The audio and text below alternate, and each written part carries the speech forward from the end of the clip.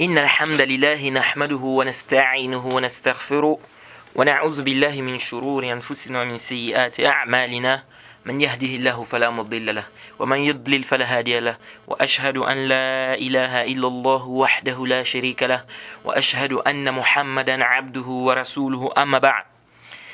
On remercie Allah subhanahu wa ta'ala pour ses biens et ses grâces et tout ce qu'il nous accorde et on lui demande de déverser ses grâces et ses bénédictions sur le prophète Mohammed sallallahu alayhi wa sallam, sa famille, ses compagnons et tous ceux qui les ont suivis jusqu'au jour de la rétribution.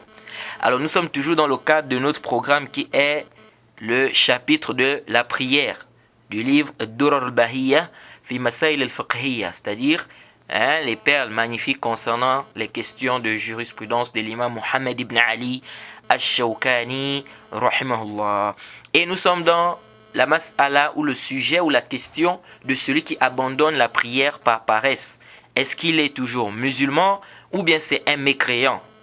Alors le cours précédent, nous avions essayé de détailler des preuves claires qui justifient, n'est-ce pas, l'avis que nous avions adopté, qui est que celui qui abandonne, qui est d'ailleurs l'avis de beaucoup des savants, n'est-ce pas, que celui qui abandonne la prière par paresse, mais qui reconnaît son caractère obligatoire, il n'est pas mécréant, il ne sort pas de l'islam, il reste musulman, mais c'est un pervers et c'est un pécheur. Jade.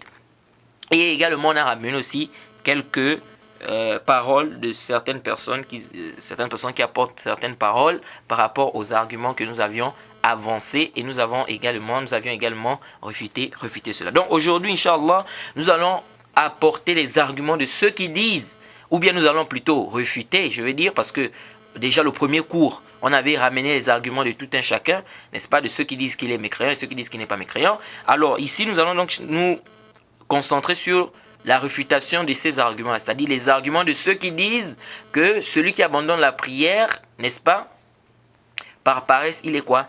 Il est mécréant. Jade. Alors, ils ont le hadith de Muslim, n'est-ce pas, parmi les dalils qu'ils ont apporté, le hadith de Muslim où ils disent que le hadith de Jabir ibn Abdullah radiyallahu anhu, qu'anna nabiyya sallallahu alayhi wa sallam qala bayna ar-rajuli wa bayna ash-shirk wal kufr tark as-salah. C'est-à-dire entre l'homme, n'est-ce pas, et le shirk et le kufr, il y a le délaissement de la prière. L'imam al-Nawawi, il a dit quoi par rapport à ce hadith? Et le sens, c'est quoi? C'est que ce qui l'empêche de tomber dans le kufr, n'est-ce pas, c'est la prière. S'il délaisse la prière, il tombe dans le kufr. C'est comme ça que l'imam Nawawi a expliqué ce hadith. Et ils ont aussi pris le hadith de Tirmidhi et de Nasa'i, le hadith de Burayda radiyallahu anhu, anna nabiyya sallallahu alayhi wa sallam qala, que le prophète Mohammed sallallahu alayhi wa sallam a dit, al-ahdu allazi baynana wa baynahum salat, faman tarakaha faqad kafar. Al-ahdu allazi baynana wa baynahum salat, faman tarakaha faqad kafar. C'est-à-dire le pacte qu'il y a entre nous et eux, c'est la prière. Celui qui a délaissé cela, est mécréant. A mécru, pardon. Celui qui a délaissé cela a mécru. Ça, c'est les dalils les plus forts, n'est-ce pas, que ces savants la ramènent pour dire que celui qui a abandonné la prière, il est quoi? Il est kafr. Et ils ont aussi le athar de Abdullah ibn Shaqiq. Le athar de Abdullah ibn Shaqiq, où il dit, Abdullah ibn Shaqiq, c'est un tabi'i, il dit ceci: Lam yakun ashab nabi sallallahu alayhi wa sallam yarawna shay'an min al-a'mali tarkuhu kufr ghayr as-salah. Il dit que les compagnons du prophète ne voyaient pas une chose parmi les actes dont le délaissement est de la mécréance, si ce n'était la prière. Si ce n'était la prière. Et ce hasard-là, beaucoup de gens s'appuient sur ça pour dire qu'il y a un consensus des compagnons sur le fait que quoi? Que celui qui abandonne la prière, c'est un mécréant. Parce qu'ils disent, voilà, Abdel Shakri dit, les compagnons du prophète ne voyaient pas une chose parmi les actes dont le délaissement c'était le kufr, c'est-à-dire de la mécréance, si ce n'était la prière. Donc ils te disent, voilà. Donc ça prouve aisément ici, quoi, que celui qui abandonne la prière, c'est un kafir, et que les compagnons étaient unanimes là-dessus. Jade. Donc beaucoup de gens amènent ce hasard-là. Mais est-ce que réellement d'abord ce hasard-là est d'abord authentique? C'est d'abord une première question. Jade. Alors, ce hasard-là est rapporté par Abdullah ibn Shaqiq min tariq Bishr ibn Mufaddal. Il rapporte ça de Bishr ibn Mufaddal qui lui rapporte de Saïd ibn Iyas. Jade. Et Saïd ibn Iyas, là, qui est dans le standard ici, il a commencé à s'embrouiller vers les 3 dernières années de sa vie. Les 3 dernières années de sa vie, il a commencé à s'embrouiller avec les hadiths. On dit qu'il est ikhtalata. Jade. Alors, qu'est-ce qu'on fait d'un rapporteur dans le ilm, le hadith, dans la science du hadith? Lorsqu'un rapporteur, qu'est-ce que les savants font? Et lorsqu'on a un rapporteur qui a commencé à s'embrouiller avec les hadiths, qu'est-ce qu'on fait? Les savants te disent ceci. Nous cherchons à distinguer quels sont les gens qui ont rapporté de lui avant qu'il ne commence à s'embrouiller et ceux qui ont rapporté de lui après qu'il se soit embrouillé. On regarde. Ceux qui ont rapporté de lui avant qu'il ne commence à s'embrouiller, lorsqu'ils rapportent un hadith de lui, on prend. Pourquoi? Parce qu'ils ont rapporté de lui avant qu'il ne commence à s'embrouiller dans les hadiths. Jade. Ceux qui ont rapporté de lui après qu'il se soit embrouillé, ici on ne prend pas leur hadith. Pourquoi? Parce qu'ils ont rapporté de lui après qu'il se soit embrouillé. Jade. Alors il y a un autre problème. Si on n'arrive pas à faire la distinction entre ceux qui ont rapporté de lui avant qu'il ne s'embrouille et après qu'il ne s'embrouille, qu'est-ce qu'on fait? Ici on dit on ne prend pas le hadith. Natawaqqaf. Le hadith reste daif, il reste faible parce qu'on n'arrive pas à distinguer quels sont ceux qui ont rapporté de lui avant qu'il ne commence à s'embrouiller ou après qu'il se soit embrouillé. Vous voyez, donc prendre son hadith c'est un risque. On peut tomber dans beaucoup d'erreurs parce que ici on ne sait pas réellement est-ce qu'ils ont pris de lui avant qu'il ne s'embrouille ou après. Est-ce que vous suivez un peu? Alors donc les savants te disent celui-là on ne prend pas. On attend. Sauf s'il y a un autre hadith qui vient dans une autre chaîne de transmission, peut-être une faiblesse minime. Ici là, on fait quoi? Là on va renforcer son avis. On va dire que là au moins ce hadith est authentique parce qu'il y a une autre version qui est venue renforcer cet avis-là. Jade ou ce hadith. Est-ce que vous suivez? Et là on quand même, les savants mettent encore des conditions parce qu'il ne faut pas que l'irtilat là soit un irtilat que shadid. Jade, c'est-à-dire vraiment il s'embrouillait d'une forte, c'est-à-dire de manière forte. Jade. Voilà un peu de manière générale ce qu'il faut retenir par rapport à la qaïda du rapporteur qui s'embrouille. Et les rapporteurs qui s'embrouillent, il y a plusieurs raisons. Parfois ça peut être par rapport à la vieillesse, n'est-ce pas? Lorsque quelqu'un vieillit, n'est-ce pas? Il n'a plus la même mémorisation qu'il avait avant, donc il commence un peu à s'embrouiller avec les hadiths. Ou parfois ça arrive, c'est des accidents qu'ils ont dans leur vie. Par exemple, quelqu'un a perdu son frère ou il a perdu sa sœur. Il a tellement été touché que vraiment ça a influencé sa mémorisation. Vous voyez? Ou bien c'est une maladie, il a eu une maladie et la maladie là, il a eu un choc, ça l'a vraiment perturbé au niveau de quoi? De la mémorisation et donc il commence à s'embrouiller avec les hadiths. Donc ça arrive parfois à certains rapporteurs. Voilà un peu la qaïda qu'il faut retenir ici par rapport à celui qui s'embrouille dans les hadiths. Alors, celui-là qui s'appelle Saïd ibn Iyas, les 3 dernières années de sa vie, il a commencé à s'embrouiller dans les hadiths. Alors, qu'est-ce qu'on fait? Il est dans la chaîne de transmission. Alors, les savants ont fait un répertoire, c'est-à-dire ils ont détaillé ceux qui ont rapporté de lui avant qu'il ne commence à s'embrouiller et après. Parmi eux, ils ont mis quoi? Ils ont mis les 2 Sofiane. Ils ont mis, comment il s'appelle? Sofiane ibn Uyayna, Sofiane al-Thawri, donc les 2 Sofiane, Shu'ba, Abdul Waris ibn Sa'id, Abdul Wahhab ibn Abdul Majid al-Thaqafi, Ma'mar, et bien d'autres. Jade. Ceux-là, ils ont dit, ils ont pris de lui avant qu'il ne commence à s'embrouiller. Et ceux qui ont pris de lui après, ils ont mis Ishaq al-Azraq, Isa ibn Yunus, Mohamed ibn Ali, Yahya ibn Sa'id al-Qattan, Yazid ibn Haroun. Ils ont dit, ceux-là, ils ont rapporté de lui après qu'il se soit embrouillé. Par conséquent, si cela rapporte de lui un hadith, on ne prend pas parce qu'ils ont pris de lui après. Par contre, ceux qu'on a cités précédemment ici, les 2 Soufiane, Ma'mar, Shu'ba, Abdul Wahid ibn Sa'id, Abdul Wahhab ibn Abdul Majid al-Thaqafi, ceux-là, s'ils rapportent de lui avant, ici on fait quoi? On prend le hadith. Alors on revient sur notre isnad. Qui a rapporté ici de Saïd ibn Iyas dans notre isnad là? C'est qui? On a dit Bishr ibn Mufaddal. Est-ce que vous voyez? C'est Bishr ibn Mufaddal qui rapporte de Saïd ibn Iyas. Alors là, il y a un problème. Parce que si c'est Bishr ibn Mufaddal, est-ce qu'il a rapporté de lui avant qu'il ne se soit embrouillé, avant qu'il ne commence à s'embrouiller ou après? C'est pourquoi vous allez voir que Tirmidhi, lorsqu'il a rapporté ce hadith, il n'a pas donné la réponse. Il n'a pas dit hadith sahih ou pas sahih. Il s'est tué sur le hadith. Pourquoi? Peut-être, là, c'est parce que quoi? Parce que sûrement il ne savait pas est-ce que Bishr ibn Mufaddal il a écouté de Saïd ibn Iyas avant qu'il ne s'embrouille ou après. Jade. Et c'est pourquoi vous allez voir qu'il y a beaucoup de savants, il y a d'autres savants qui ont dit clairement que Bishr ibn Mufaddal il a écouté de Saïd ibn Iyas après qu'il se soit embrouillé. Comme le cheikh Rabi' ibn Hadi al-Madkhali hafizahullah, il estime que Bishr ibn Mufaddal il a écouté de Saïd ibn Iyas après.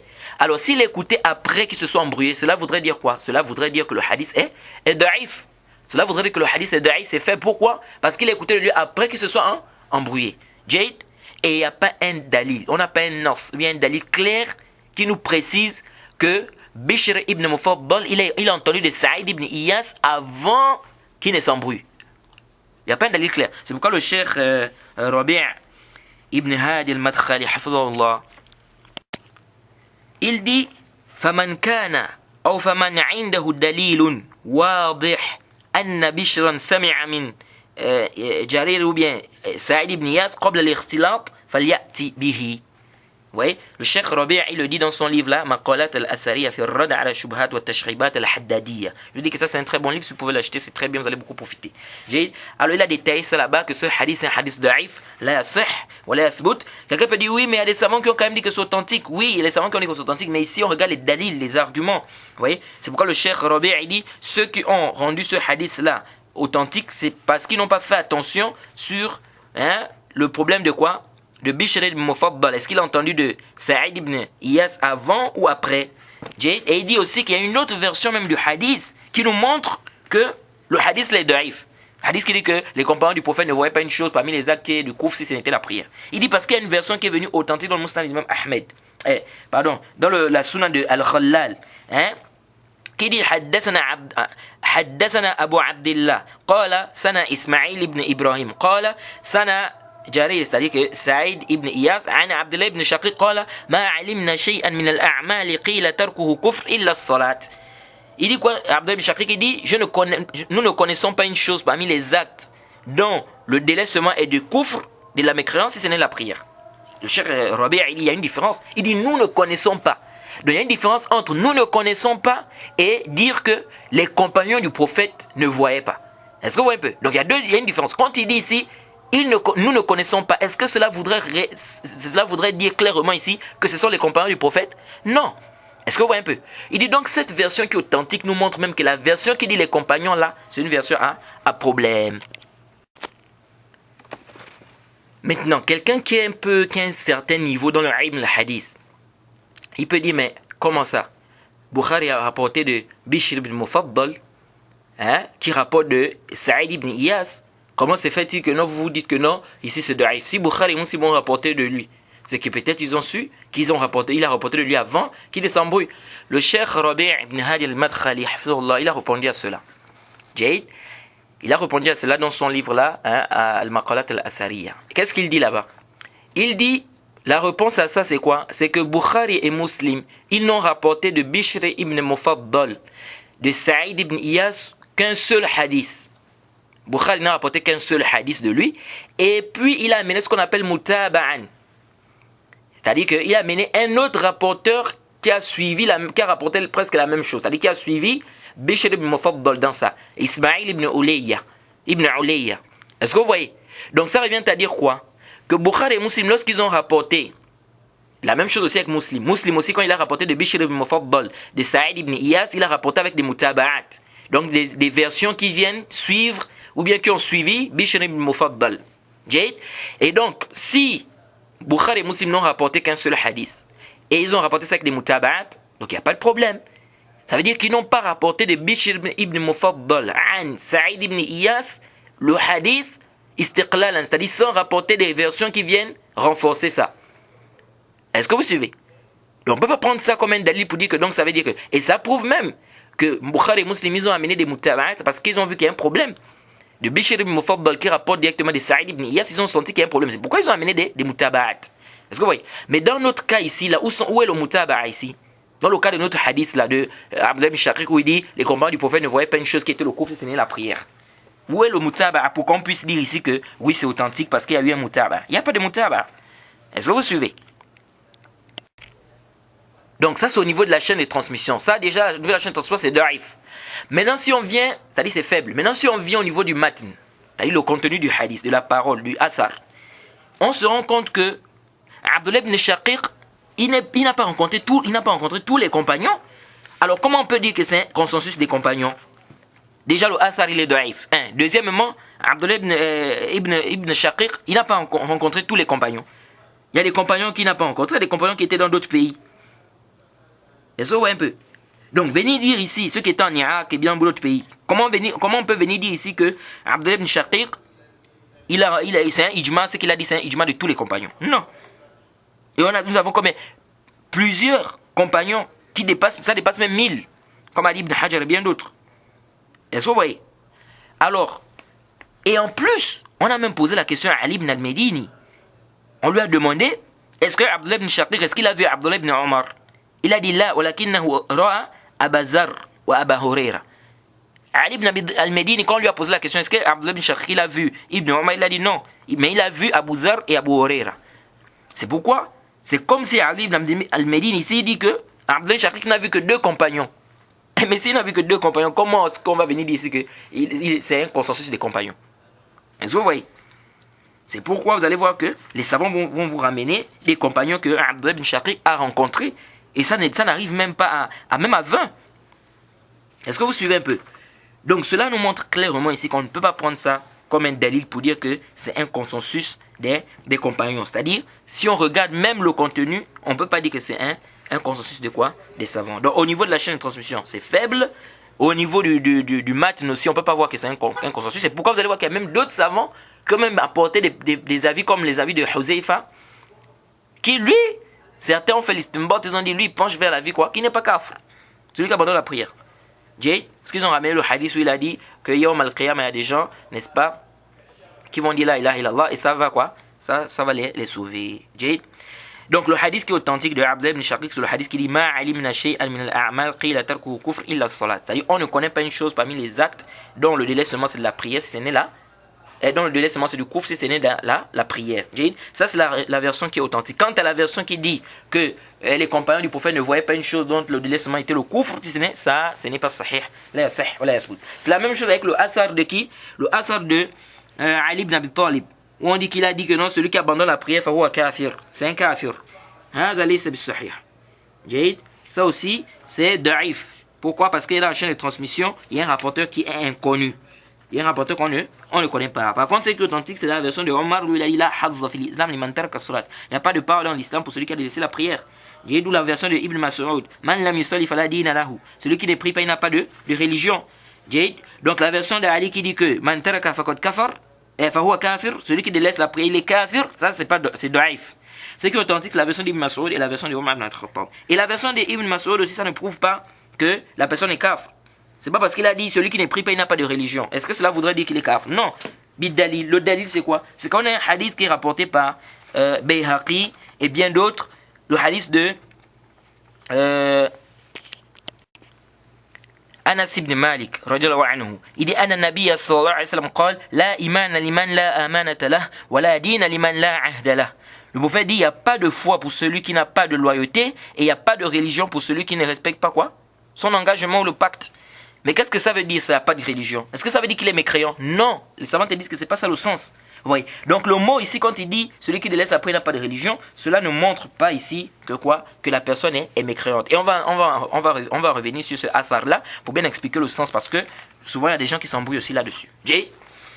Alors on revient ici, la même chose avec il n'y a pas de part pour celui qui n'a pas quoi? Celui qui a prié, celui qui ne prie pas il n'y a pas de part pour lui dans l'islam. Ça aussi, ça ne montre pas ici quoi? Que la personne est mécréante. On va en revenir Inch'Allah quand on va expliquer le sens de il n'y a pas de foi.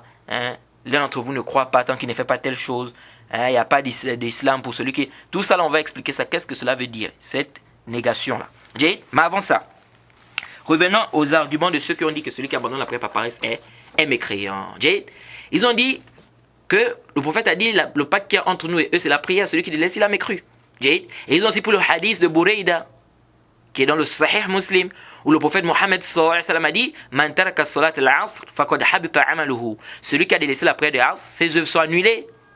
Oui, c'est pourquoi on avait rappelé l'avis du Cheikh Abdelaziz bin Baz par rapport à ce hadith. Et aussi dire que pendant longtemps on a toujours pensé que l'avis du Cheikh bin Baz n'était pas correct par rapport aux savants qui estiment que celui qui abandonne la prière est mécréant. Est-ce que vous voyez? Parce que en fait, ils ont divergé entre eux. Ceux qui disent que celui qui abandonne la prière est mécréant, ils ont divergé entre eux. Certains ont dit une seule prière, il est kafir. D'autres ont dit 2 prières, il est kafir. D'autres ont dit 3 prières, il est kafir. D'autres ont dit il faut qu'il abandonne toutes les prières complètement. Ça dit, il ne prie même pas. Donc c'est un khilaf entre là-bas. Donc parmi eux, le Cheikh Ibn Baz, il était d'avis quoi? Que celui qui abandonne une seule prière, par exprès, une seule, il est mécréant, il sort de l'islam. Et pendant des années, on a toujours estimé que cet avis-là n'était pas correct par rapport, je dis bien, par rapport aux savants qui ont dit quoi? Que celui qui abandonne la prière est mécréant. Mais après, je me suis rendu compte que non. Si on prend cet avis-là, c'est-à-dire si on prend l'avis des savants qui disent que celui qui abandonne la prière, il est mécréant, alors l'avis du Cheikh Abdelaziz bin Baz, c'est l'avis qui est correct. Il a raison.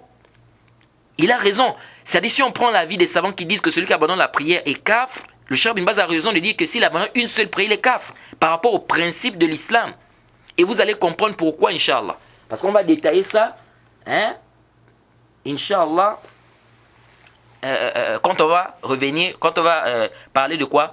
Du fait, la mas'ala de ceux qui disent quoi? Que s'il abandonne parfois, il prie parfois, il est musulman. On va en parler de ça, Inch'Allah. Donc on va détailler pourquoi l'avis du Cheikh bin Baz, si on prend l'avis des savants qui disent qu'il est mécréant, c'est l'avis qui est correct. Et parmi les dalils aussi qu'ils ont apporté quoi? Ils ont dit parce qu'on a dit non, afala nuqatiluhum bisayf qala la ma qamu fikum as-salah. Lorsqu'ils ont posé la question sur le chef musulman, est-ce qu'on ne doit pas les combattre? Le prophète a dit non, tant qu'ils font la prière. Donc voilà un peu les dalils qu'ils ont pris. Mais ce qu'il faut savoir, avant tout ici, c'est que la divergence des savants sur cette mas'ala, c'est parce que ceux qui disent que celui qui abandonne la prière est mécréant, trouvent que les textes là-dessus sont clairs. Et donc vont chercher une interprétation aux textes qui ne sont pas clairs pour eux, concernant les savants qui disent qu'il n'est pas mécréant. Et ceux qui disent aussi que celui qui abandonne la prière par paresse n'est pas mécréant, eux font de même aussi. C'est-à-dire qu'ils trouvent que leurs textes sont clairs et que les textes des autres ne sont pas clairs. Donc ils vont trouver une interprétation pour que ça coïncide ou bien pour que ça soit en conformité avec quoi? Les textes qui sont clairs. Donc avant tout, il faut comprendre une chose qui est très importante ici. Donc ici le khilaf des savants c'est ça. C'est-à-dire ceux qui disent qu'il est kaf, ils trouvent que leurs textes sont clairs. Ceux qui disent qu'il n'est pas kaf, ils trouvent aussi que leurs textes sont clairs. Donc qu'est-ce qu'il faut faire? C'est pourquoi je dis arju an tantabihu. Ça, ce que je vais expliquer là, c'est très important. Les textes dans l'islam, nous avons 3 types de textes. Il n'y a pas une quatrième catégorie. Il y a un 4e type de texte. Soit le texte, il est clair, sarih, c'est-à-dire qu'on ne peut comprendre qu'un seul sens. C'est ça le texte clair. Ma la yahtami illa ma'na wahida. Ça c'est le texte clair, c'est-à-dire on ne peut comprendre qu'un seul sens de ce texte-là. Alors ici, on doit travailler avec cela. Et si on voit des textes qui ne sont pas clairs et qui semblent contredire les textes clairs, alors nous devons comprendre les textes qui ne sont pas clairs à la lumière des textes qui sont clairs. Ça c'est premièrement. Deuxième catégorie des textes, nous avons des textes qui sont apparents. Zahira, c'est-à-dire c'est apparent. Le texte apparent, c'est un texte qui comporte 2 sens ou plus, mais dont l'un de ces sens est plus proche. Ici, on doit travailler avec le texte, n'est-ce pas? Dont le sens est le plus proche. Eh bien, on doit travailler avec le sens qui est le plus proche, je veux dire. Ici, on va travailler avec le sens qui est le plus proche et de laisser le sens qui est éloigné. Sauf s'il y a un dalil qui montre qu'on doit travailler avec le sens qui est éloigné. Ça, c'est le texte qui est zahir, qui est apparent. Et enfin, nous avons le texte qui n'est pas clair, qui comporte des hypothèses. Et toutes les hypothèses se valent. Ça, c'est un texte qui comporte des hypothèses, c'est un texte dont il y a plusieurs hypothèses et ces hypothèses-là se valent. Ici, on ne peut faire précéder un sens sur l'autre que s'il y a un dalil, s'il y a une preuve. Sinon, on laisse le dalil. On ne peut s'argumenter de ça sur la question. Pourquoi? Parce que ici, le texte n'est pas clair. D'où vient la règle? Hikayatul hal, iza tatarra'a ilayha l'ihtimal, saqata biha l'istidlal. Ou iza ja l'ihtimal, batala l'istidlal. C'est une règle qui a été détaillée par l'imam Shafi'i, rahimahullah ta'ala. C'est-à-dire que lorsque nous avions un texte où il y a plusieurs hypothèses, et ici il faut bien retenir que les hypothèses dont il est question, c'est les hypothèses qui sont fortes, pas n'importe quelle hypothèse. Et les hypothèses qui sont acceptées par la législation. Tu vas pas mener une hypothèse qui est batila, qui est carrément nulle et qui contredit les sources. Non. Vous voyez? Donc, ici on va regarder. Si on voit qu'on ne peut pas, ici là le dalil tombe. On dit un texte où il y a trop d'hypothèses, n'est-ce pas? Son argumentation tombe. Le problème c'est que parfois les savants divergent. Est-ce que ce texte est clair ou pas? Comme ici. D'autres disent c'est ça qui est clair, d'autres disent non c'est ça qui est clair. Est-ce que vous voyez un peu? Alors ici là on dit. Ça, c'est une règle qui est importante que je vais expliquer là. Vraiment, j'ai dit arju an tantabihu. Ça va beaucoup vous aider dans beaucoup des masaïl. Alors ici, l'on dit, celui qui prétend que son texte est clair, il doit prouver avec des preuves que le texte est clair. C'est-à-dire, il doit montrer des preuves dans ce texte-là même. Qu'est-ce qui prouve que c'est clair dans le texte? Il doit prouver ça. Jade, ou avec les autres nusus. Donc il doit prouver que c'est clair. Et il doit également montrer l'erreur de celui qui le contredit dans ça. C'est-à-dire, il doit montrer l'erreur de celui qui contredit le fait que son texte est clair. Jade. Donc il doit d'abord prouver que c'est clair, soit par ce texte ou par des textes. Ensuite, il doit montrer l'erreur de celui qui dit que non, le texte n'est pas clair. Par des preuves aussi. Jade. Alors si on se rend compte que, comment on appelle, qu'il est quasiment impossible qu'on comprenne autre chose que tel ou tel sens, car si on comprend un autre sens, voilà ce que ça contredit dans l'islam ou dans la législation, etc. Jade. Alors, ici là, si cela est prouvé, alors ici on dit donc le texte de celui-là est clair. Jade. Mais si on n'arrive pas à montrer la fausseté de celui qui dit que le texte n'est pas clair, c'est-à-dire, c'est deux choses. Tu prouves d'abord que c'est clair, ensuite tu dois montrer la fausseté de celui qui dit que c'est pas clair. Mais si tu n'arrives pas à montrer la fausseté de celui qui dit que c'est pas clair, ou les arguments que tu avances pour montrer que ce qu'il dit n'est pas vrai, ce sont des arguments qui ne tiennent pas, alors ici on dit, le texte ici, ton texte reste apparent, ou il n'est pas clair. Donc soit il est muhtamal, soit il n'est pas clair, soit il reste apparent. Jade. Alors, tout d'abord, ceux qui ont dit que celui qui délaisse la prière est mécréant. On a dit qu'ils ont divergé entre eux. Certains disent, s'il délaisse une seule prière, deux disent deux, deux disent trois, deux disent même qu'il faut qu'il délaisse complètement. Pourquoi cette divergence-là? C'est à cause du mot faman tarakaha. Tarakaha, celui qui la délaisse. Qu'est-ce que ça veut dire délaisser? Est-ce que ça veut dire une prière? Est-ce que ça veut dire deux? Est-ce que ça veut dire trois? Est-ce que vous voyez? Et ici, rappelez aussi que le Cheikh Ibn Uthaymeen, lui, il est d'avis que celui qui prie, tantôt il délaisse la prière, tantôt, lui, là, il n'est pas kafir. C'est celui qui abandonne complètement qui est kafir. Il est l'avis de Ibn al-Qayyim et puis du Cheikh al-Islam Ibn Taymiyyah. Jade. Alors maintenant, vous allez comprendre pourquoi j'ai dit que l'avis du Cheikh Bin Baz est plus proche des principes de l'islam si on est d'avis que celui qui abandonne la prière est kafir. Jade. Arju an tantabihu. Je demande vraiment votre attention ici parce que ce que je vais dire là, ça va beaucoup vous aider dans votre religion. Et c'est là où vous allez voir que l'avis là de ceux qui disent que tantôt il abandonne une fois ou deux fois ou trois fois, cet avis est marjouh. Jade, cet avis là n'est pas correct. Pourquoi? C'est-à-dire, ou bien on dit que celui qui abandonne la prière, il est kafir s'il abandonne une seule prière, ou bien on dit qu'il n'est pas kafir.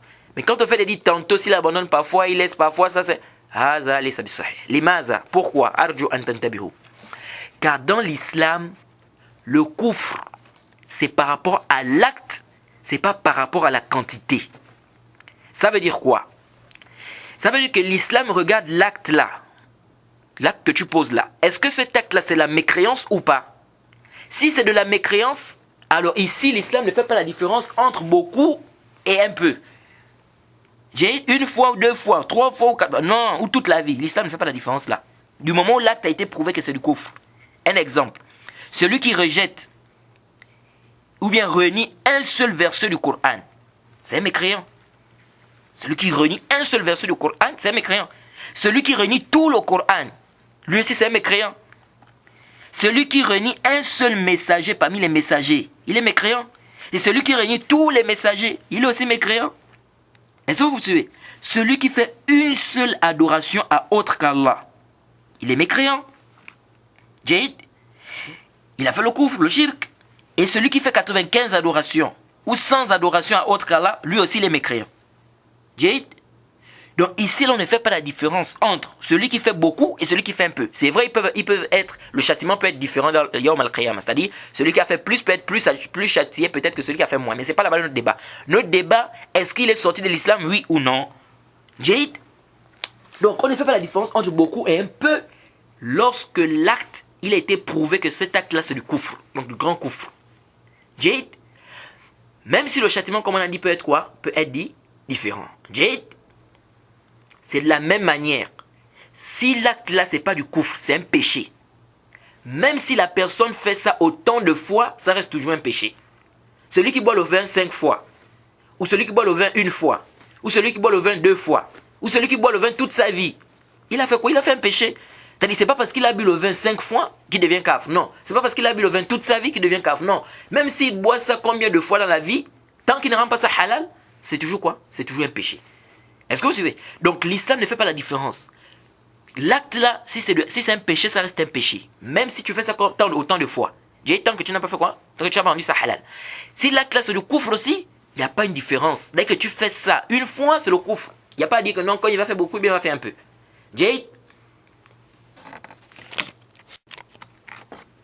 Donc, celui qui boit le vin une fois, 2 fois, il a péché. Et celui qui boit le vin toute sa vie aussi, il a péché. Donc ici c'est pas parce qu'il a bu le vin 7 fois, ou bien 8 fois, ou bien 100 fois, ou toute sa vie, que ça change le fait que ce soit un péché. Et qu'il devient maintenant mécréant. Non. Et vraiment, je dis, ce principe est très important, car ça va beaucoup vous aider à rejeter beaucoup d'ambiguïté, des shubhat, beaucoup de shubhat que les gens des sectes apportent. Surtout sur le sujet de celui qui juge par une loi autre que la loi d'Allah. C'est pas, vous avez déjà entendu ça. Il y a des gens qui disent aujourd'hui, on entend ça avec beaucoup de gens. Oh non, s'il met la loi d'Allah, mais parfois il ne juge pas une fois, 2 fois, par une loi qui n'aime pas machin, il n'est pas kafir. Celui qui est kafir, c'est celui qui juge complètement par une loi autre que la loi d'Allah. On dit haza qawlun batil. Ça c'est batil. Pourquoi? Parce que si vous dites que ça, juger par une loi autre que la loi d'Allah, c'est du kufr, alors cela revient à dire qu'on ne doit pas faire la différence entre un peu et beaucoup. Ça veut dire que s'il laisse même une seule masse, il ne juge pas par la loi d'Allah, c'est le kufr. Alors si vous dites que juger par une loi autre que la loi d'Allah, c'est du kufr, c'est un péché, mais ça peut être du kufr par rapport aux intentions et tout, par rapport à l'istihlal, s'il voit que c'est meilleur, etc. Comme les tafsir, comme on a déjà détaillé dans nos livres de Aqidah. Donc ici, là, si vous êtes d'accord que c'est un péché, mais ça peut être du kufr, alors ça va rester un péché même s'il fait 2 fois, 3 fois, 4 fois, 5 fois. Donc ici, là, il faut faire très attention par rapport à cette règle, ça va vous aider dans beaucoup de points. Et cette règle-là, le Cheikh al-Islam Ibn Taymiyyah, lui-même, il a détaillé ça dans son livre Sarim al-Masloul. Il a ramené ça en disant que le kufr dans l'islam, c'est par rapport à l'acte, c'est pas par rapport à la quantité. Mais je suis vraiment étonné de voir que Cheikh al-Islam Ibn Taymiyyah, il est tombé dans quoi? Et ici, il a fait quoi? Il a eu l'avis de celui qui dit que, de ceux qui disent, pardon, que s'il délaisse la prière de temps en temps, il n'est pas mécréant, mais s'il délaisse complètement, il est mécréant. Et pourquoi? Qu'est-ce qui a amené le Cheikh al-Islam et beaucoup de savants d'aller dans cet avis-là? C'est parce qu'ils ont voulu faire le jama', ils ont voulu regrouper entre les textes qui semblent, ou bien qui disent qu'il est mécréant, et des textes, quand on regarde, ça semble montrer qu'il n'est pas mécréant. Donc ils ont voulu faire un jam', c'est à cause de ça qu'ils ont quoi? Ils ont penché vers cet avis-là. Jade? Wallahu a'lam. Alors, revenons à notre mas'ala. Si vous dites que abandonner la prière, c'est la mécréance, c'est le kufr, le grand kufr, cela voudrait dire que vous ne devez pas faire la différence entre celui qui abandonne une prière, ou 2 prières, ou 3 prières, ou 4 prières, ou même toute la prière. Est-ce que vous voyez un peu? Parce que ici, si vous dites que c'est le kufr, abandonner la prière, donc ça veut dire que même s'il abandonne une seule prière, il a fait le kufr. Jade? Donc si vous dites que s'il abandonne une prière, il n'est pas kafir, donc cela voudrait dire que l'acte là, ce n'est pas du grand kufr alors. Si vous dites que s'il abandonne une prière, il n'est pas kafir, mais c'est s'il abandonne complètement toute la prière, là il est kafir, on dit bon, donc là ça veut dire donc que ce n'est pas du kufr. Et donc, même s'il délaisse 5, 6, 7, 8, 9, ou bien même toute sa vie la prière, il est toujours musulman, mais pécheur. Est-ce que vous voyez un peu? Alors, c'est pourquoi vous allez voir, on avait parlé de ça, ceux qui ont dit que non, les anges, qui ont reconnu, parce qu'on avait amené des arguments que les anges ont laissés en enfer, qu'ils n'ont pas fait sortir, c'est des gens qui ne priaient pas parce qu'on ne les a pas reconnus à travers les signes du sujoud. On a dit qu'il y a certains étudiants aujourd'hui qui viennent qui disent non, peut-être qu'ils ne priaient pas beaucoup, donc c'est pourquoi ils n'avaient pas les signes du sujoud. Ça aussi on avait dit quoi? Que c'est pas sahih. Pourquoi? À travers cette règle là que vous allez comprendre ça. Parce que si vous dites que il ne priait pas beaucoup, donc ça veut dire que tantôt il priait, tantôt il ne priait pas, tantôt il priait, tantôt il ne priait pas. Et vous voyez? Alors si tantôt il priait, tantôt il ne priait pas, ça nous montre aisément ici qu'il n'est pas kafir. Parce que s'il est kafir, si celui qui abandonne la prière est kafir, donc vous ne devez pas faire la différence entre celui qui prie tantôt et celui qui ne prie pas tantôt. Parce que dans l'islam, dès que l'acte s'est prouvé que cet acte là c'est du kufr, ici il n'y a pas de différence à faire entre un peu et beaucoup.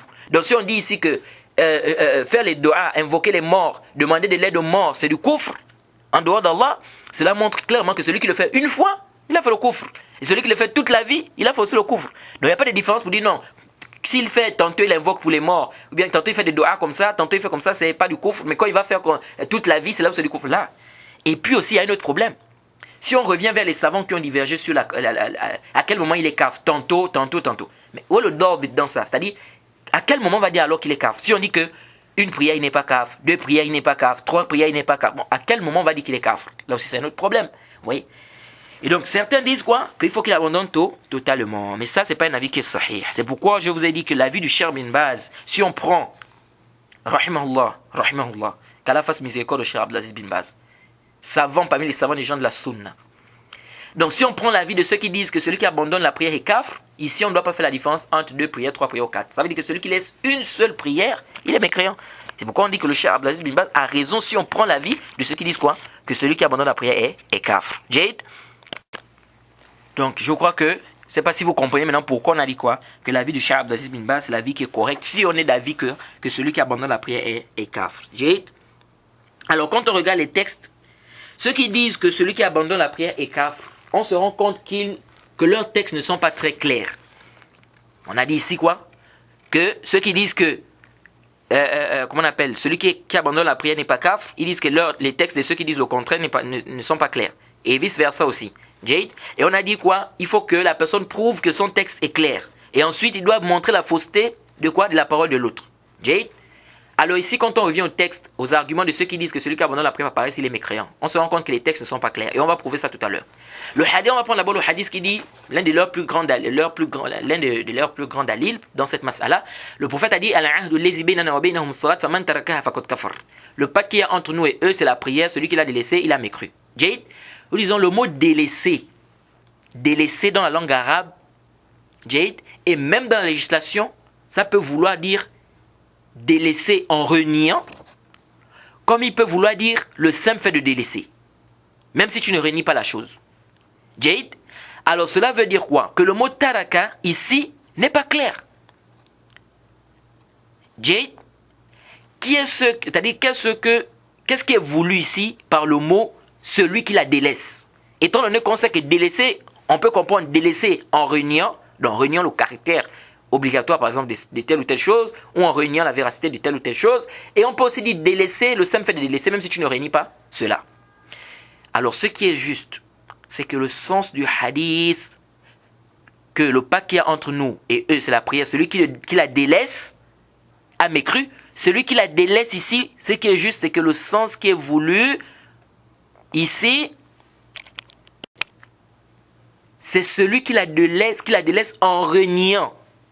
C'est-à-dire en reniant son caractère obligatoire. Et non le simple fait de délaisser. Jade?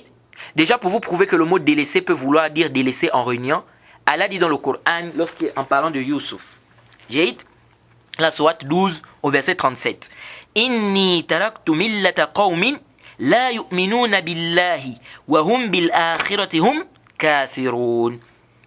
Qu'est-ce que Youssouf a dit? Il dit, j'ai délaissé la religion d'un peuple qui ne croit pas en Allah et ils sont, concernant l'au-delà, incrédules.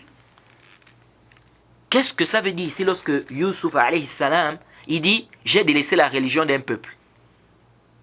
Ici, ce n'est pas le simple fait de délaisser, non. Car celui qui délaisse simplement la religion du koufr, mais qui ne renie pas cette religion-là, c'est-à-dire, il croit toujours que cette religion est vraie, ça c'est la mécréance. Jade, son délaissement ne sert à rien. Du moment où il croit toujours que cette religion est vraie. Donc le prophète Youssouf, alayhi salam, lorsqu'il dit « j'ai délaissé » ici, le sens ici c'est délaisser tout en reniant le caractère vrai de celle-ci. Est-ce que vous suivez? C'est-à-dire délaisser ici veut dire qu'il a délaissé et en même temps aussi il a délaissé en reniant le caractère quoi? Vrai de cette religion. Donc il sait que cette religion-là c'est pas une vraie religion. C'est fausse, c'est une fausse religion. Donc on voit bien ici que le mot délaisser peut vouloir dire délaisser tout en reniant. Comment ça peut vouloir dire aussi délaisser, rien que le simple fait de délaisser. Alors lorsqu'on vient dans le hadith, on trouve que le prophète a dit فَمَنْ تَرَكَهَا أَوْ مَنْ تَرَكَهَا فَقَدْ كَفَرَ. Celui qui l'a délaissé, il a mécru. Donc ici c'est général. Le prophète n'a pas fait la différence entre celui qui délaisse par exemple la prière par oubli, ou celui qui délaisse la prière par sommeil, ou par exemple celui qui délaisse la prière par une quelconque excuse. Il n'a pas fait la... Il dit man taraka faqad kafar. Celui qui l'a délaissé, il a mécru. C'est général ici. Est-ce qu'on a dit ici, sauf celui qui délaisse par oubli, sauf celui qui... Non. Ça veut dire que même celui qui délaisse par oubli, même celui qui... il rentre dans le texte. Mais lorsqu'on a trouvé des textes qui acceptent celui qui a oublié, ou celui qui a dormi par exemple, on a vu des textes clairs qui montrent qu'il n'est pas mécréant, parce qu'il a oublié, il a une excuse, il a dormi, etc. On comprend très bien que le texte, cela ne rentre pas dans le texte. Et donc, on ne doit pas comprendre ce texte-là comme ça, c'est-à-dire de manière absolue, que ça englobe tout le monde. Non, on doit faire l'exception ici. Celui qui l'a délaissé, qui l'a délaissé? C'est celui qui l'a délaissé exprès. Est-ce que vous voyez un peu? De cette manière, on voit que des textes clairs nous prouvent que celui qui aura le tawhid, même s'il n'a pas prié, il est toujours musulman. Et donc, on doit donc comprendre le hadith فَمَنْ تَرَكَ فَقَدْ كَفَرْ. On doit donc dire que ici, مَنْ تَرَكَ فَقَدْ كَفَرْ ici, ce n'est pas celui qui délaisse en reconnaissant le caractère obligatoire. Est-ce que vous voyez? On doit pas le comprendre de manière absolue. Et donc, on doit comprendre délaisser ici, c'est-à-dire en reniant son caractère obligatoire, ou en faisant l'orgueil, par exemple. Il refuse de prier, il dit, je ne peux pas mettre mon front au sol, je ne peux pas. Moi, mettre le front au sol, jamais. Ça, c'est le couvre.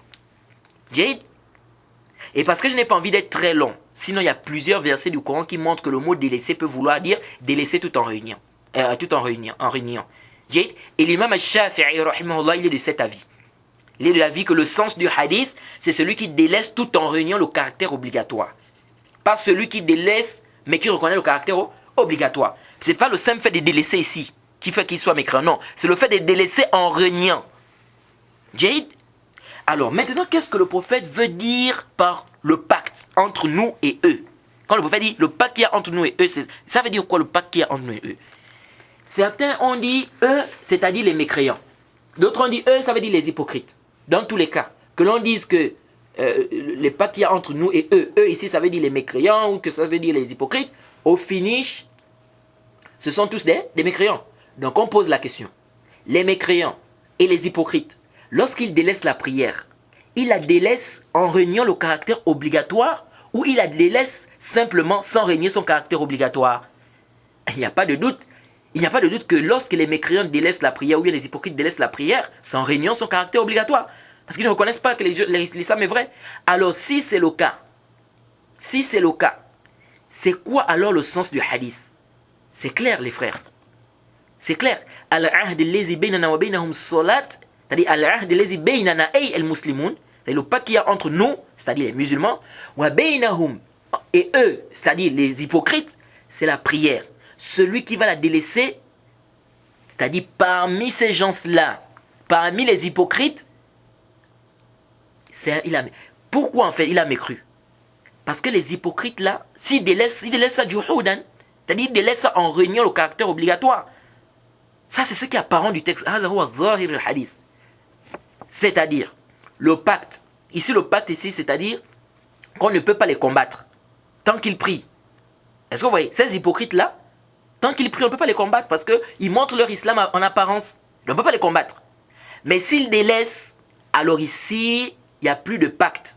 On peut les combattre. Jade, on peut les combattre, les tuer. Est-ce que vous voyez un peu? C'est pourquoi on dit les hypocrites délaissent la prière en reniant son caractère obligatoire. Donc cela veut dire tout celui qui délaisse la prière en reniant son caractère obligatoire, il a mécru, on doit le combattre. C'est ça. Quelqu'un peut dire, mais les hypocrites ont mécru depuis. Nous disons oui, ils ont mécru, mais en apparence, nous on les considère comme étant des musulmans, les hypocrites. Car ils montrent l'islam. Est-ce que vous savez, un hypocrite, il montre l'islam, on le considère comme étant un musulman. On hérite de lui, on l'enterre dans les cimetières des musulmans parce qu'en apparence, il montre qu'il est musulman. Est-ce que vous voyez? Parce qu'on ne sait pas ce qu'il y a dans son cœur. Mais lorsqu'ils cesseront de montrer l'islam, ou lorsqu'un hypocrite cesse de montrer l'islam, et il montre clairement que c'est un mécréant, par des actes qui prouvent clairement qu'il est mécréant, alors là, on dit là, il a mécru. C'est-à-dire là, maintenant, on ne va plus considérer que c'est un musulman, même en apparence. Est-ce que vous voyez un peu? Donc, c'est ça le sens du hadith. Donc, celui qui délaisse ici, c'est-à-dire parmi les hypocrites, s'il délaisse, parce que lui, il délaisse pas en reniant. Et donc, le pacte qu'il y a entre nous et eux, c'est ça. C'est-à-dire qu'on ne peut pas les combattre pour ça. Mais s'il délaisse ça, fakot kafar, c'est-à-dire en apparence ici, et on fait quoi? On doit le combattre. Jade. Alors, certains ont dit que dans le hadith, le sens qui est voulu, c'est celui qui délaisse la prière tout en reniant son caractère obligatoire, c'est pas juste. Certains ont dit ça. Ils ont dit, ceux qui disent que le sens qui est voulu par le hadith, c'est celui qui a délaissé la prière tout en reniant le caractère obligatoire, ils ont dit ça, c'est pas juste. Pourquoi? Écoutez leur argument. Ils disent, toute personne qui délaisse un acte parmi les piliers de l'islam, tout en reniant son caractère obligatoire, c'est un mécréant.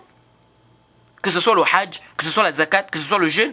Alors pourquoi le prophète a juste cité la prière? Cela montre que c'est pas ça le sens. Sinon, il faut bien un intérêt. Pourquoi le prophète a cité la prière seulement? Alors que tous les actes, on sait que c'est la même chose. Tous les actes, si tu les laisses en reniant le caractère obligatoire, c'est le kufr. La zakat, le jeûne et tout. Mais le prophète a cité juste la prière. Ça nous montre que c'est pas ça le sens. Parce que tous les autres actes aussi, c'est la même chose. Celui qui ne les laisse pas, en reniant aussi, il a fait le kufr. Mais pourquoi le prophète a cité quoi? Là, la prière. Il faut bien qu'il y ait un intérêt. La réponse à cela est très simple. Nous disons oui. Il y a bien un intérêt dans le fait que le prophète cite la prière au lieu des autres piliers. C'est quoi l'intérêt? Arju an tantabihu. Je demande votre attention ici.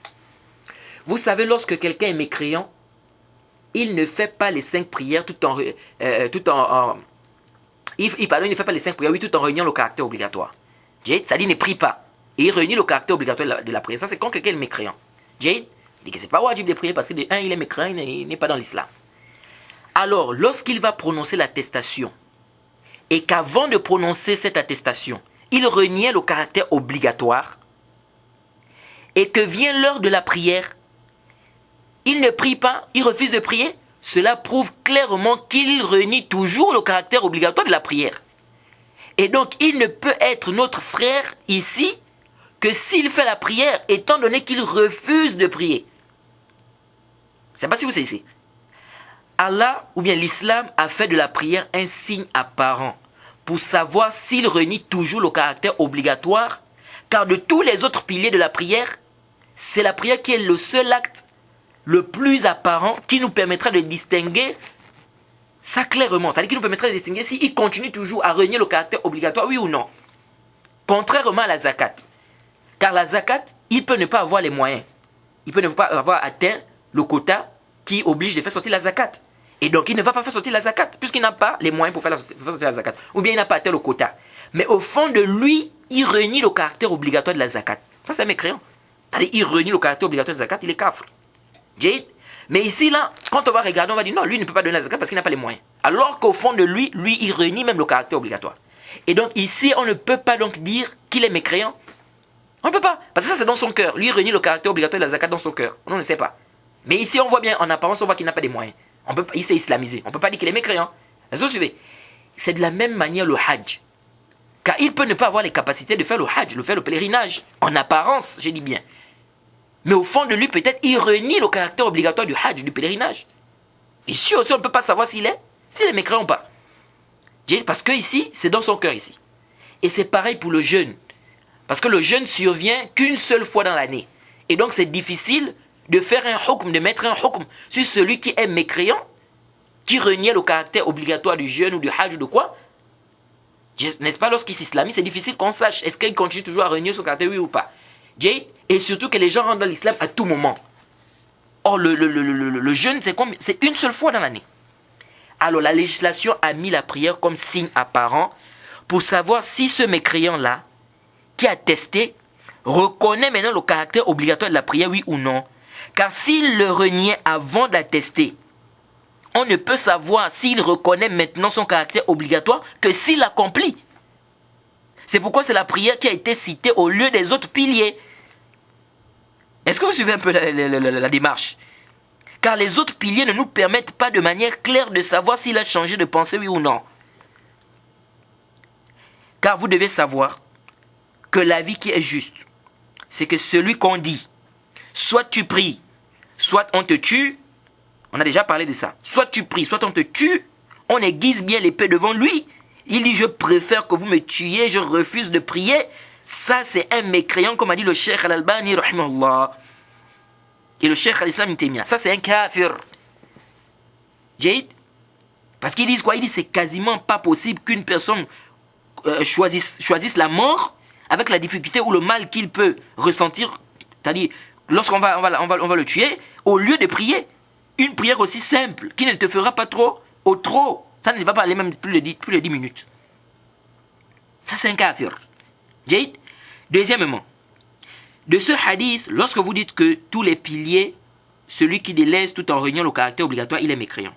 Donc, si vous dites que c'est ça le sens du hadith ici, c'est-à-dire que celui qui délaisse la prière tout en réunion le caractère obligatoire, il est mécréant, c'est comme si on comprend que les autres actes, n'est-ce pas, si tu les délaisses tout en réunion le caractère obligatoire, tu n'es pas mécréant. Car le prophète a juste cité la prière. Nous disons, ça c'est batil. Pourquoi? Car il n'est nullement cité dans le hadith que celui qui délaisse les autres piliers tout en réunion son caractère obligatoire n'est pas mécréant. Mais cela se comprend du texte. Donc ici, on a ce qu'on appelle dans les usul, dans les fondements de la jurisprudence islamique, al-mafhum. وكما هو مقرر في الأصول المفهوم غير معتبر إذا فسره أو عارضه المنطوق. Jade, ça c'est ce qui se comprend. Or la qaïda nous dit quoi? Que ce qui se comprend, qui est le mafhum, ne peut être pris en considération si il est expliqué ou si s'il est expliqué ou si, nous avons par exemple ce qui se dit clairement, ça vient le contredire, qui est le mantouk. C'est-à-dire, le mafhoum, ce qui se comprend, ne peut être pris en considération s'il est expliqué, Jade, ou si le mantouk, c'est-à-dire ce qui se dit clairement, le contredit. Et nous avons plusieurs textes qui montrent que le fait de régner une chose dans l'islam, lorsque les preuves ont été établies, c'est de la mécréance. Jade. Donc, l'intérêt de citer la prière, contrairement aux autres piliers, dans le hadith, c'est ça. Car c'est un signe apparent, et en plus, c'est le signe le plus apparent, je vais dire, parmi les autres piliers, qui nous permet de distinguer si celui-là il continue toujours à régner le caractère obligatoire de la prière, oui ou non. Jade. Et ça se répète dans la journée. Et le plus souvent, le serviteur a la possibilité de le faire plus facilement que les autres piliers. Est-ce que vous suivez? Parce que la prière, quelle que soit ta manière, quelle que soit ta situation, tu pries. Même si tu as le pied coupé, même si tu pries couché, même si tu pries assis, même si tu ne peux pas prier debout, etc. Est-ce que vous voyez un peu? C'est-à-dire, si tu ne peux pas prier debout, on te dit de prier assis. Si tu ne peux pas prier assis, tu pries couché. Donc, toujours, tu vas prier, sauf peut-être quelqu'un qui est dans le coma ou bien qui s'est évanoui, ça c'est autre chose. Mais la prière, peu importe ta situation, tu pries. Même si tu n'as pas les ablutions. Que tu n'as pas la possibilité de faire les ablutions, il n'y a pas un moment, il n'y a pas moyen de faire les ablutions, il n'y a pas moyen de faire le terme, il n'y a rien. Certains savants te disent que tu pries dans cet état. Et aussi, il n'est pas concevable qu'on refuse de prier et qu'on préfère être tué au lieu de prier.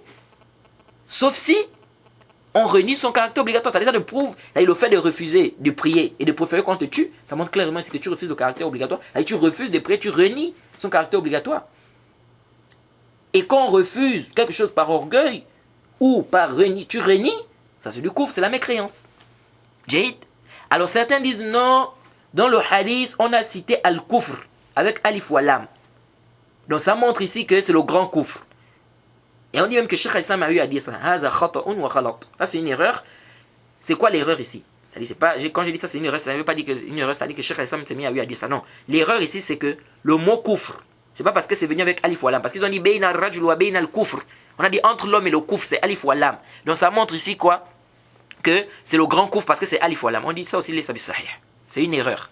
Cheikh al-Islam c'est un grand savant, mais cela ne voudrait pas dire que tout ce qu'il dit est vrai. Et on a déjà rappelé ça, c'est la création des gens de la sunna, c'est que nos savants, ils ont leur place. Mais cela ne voudrait pas dire que tout ce qu'ils disent, c'est nécessairement vrai. Il n'y a pas un savant qui va te dire ça.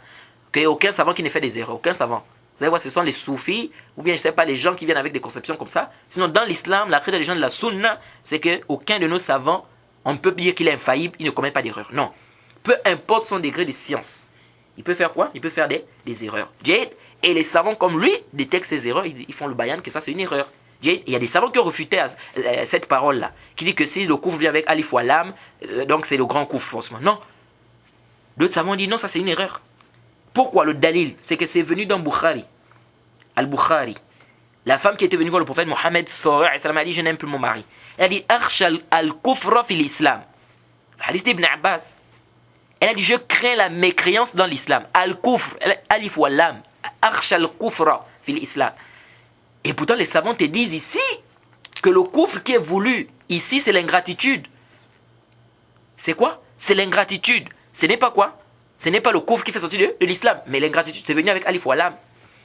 Pourquoi on n'a pas dit ici que c'est le grand kufr? Est-ce que vous voyez? Et il y a d'autres hadiths comme ça qui sont venus, d'autres dalils qui prouvent quoi dans le Sahih Ibn Hibban et bien d'autres qui nous montrent que c'est venu. On a bien dit Al-Kufr, Alif wa Lam, mais pourtant les savants ici te disent que c'est pas le grand Kufr. Jade.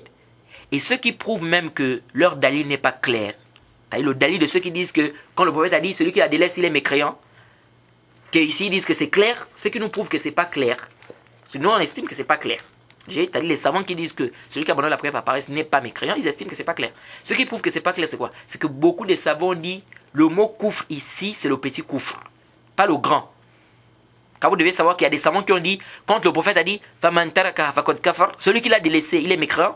Mécréant ici, là, il a mécru, pardon. Il a mécru ici, mécru, ils ont dit ici c'est le petit koufr. Parce que vous devez savoir que le koufr, on a deux types de koufr. On a le grand koufr, on a le petit koufr. Comme on a le grand shirk, on a le petit shirk. On a le grand fisq, la grande perversité, on a la petite perversité. Jade, on a la grande injustice, on a la petite injustice. Jade, ça c'est important de comprendre ça. Comme vous allez voir, on dit zulm duna zulm, fisq duna fisq, koufr duna koufr. Jade, donc il y a le grand et il y a le petit. Est-ce que c'est bon? Alors, ils ont dit ici c'est le petit koufr. Et nous avons plein de textes où le mot koufr est venu, et ça veut dire le petit koufr.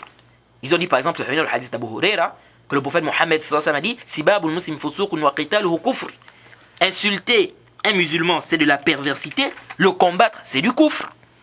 Mais est-ce que combattre un musulman, tu sors de l'islam? Ici, c'est le grand koufr? Non, les savants te disent c'est le petit koufr. Et pourtant, on a dit c'est le koufr. Est-ce que je fais? Ils ont dit, le prophète aussi a dit dans un autre hadith de Bukhari La tarji'u ba'di kuffara yadri ba'dukum riqaba ba'd. Ne retournez pas après moi, mécréants. Hein? L'un d'entre vous combat l'autre. Jade. Ici, la kuffar, ça veut dire quoi? Et pourtant, c'est venu kuffar. Regardez, hein? C'est pas venu fakot kafar, c'est venu kuffar. Mais pourtant, les savants te disent que kuffar, ici, ça veut pas dire qu'il sort de l'islam. Parce que celui qui combat ou bien qui se bat avec son frère musulman, il n'est pas kafir. Bidalil, on a des dalils dans le Coran, on l'a dit, lorsque deux groupes de musulmans se combattent, établissez la concorde entre vos frères.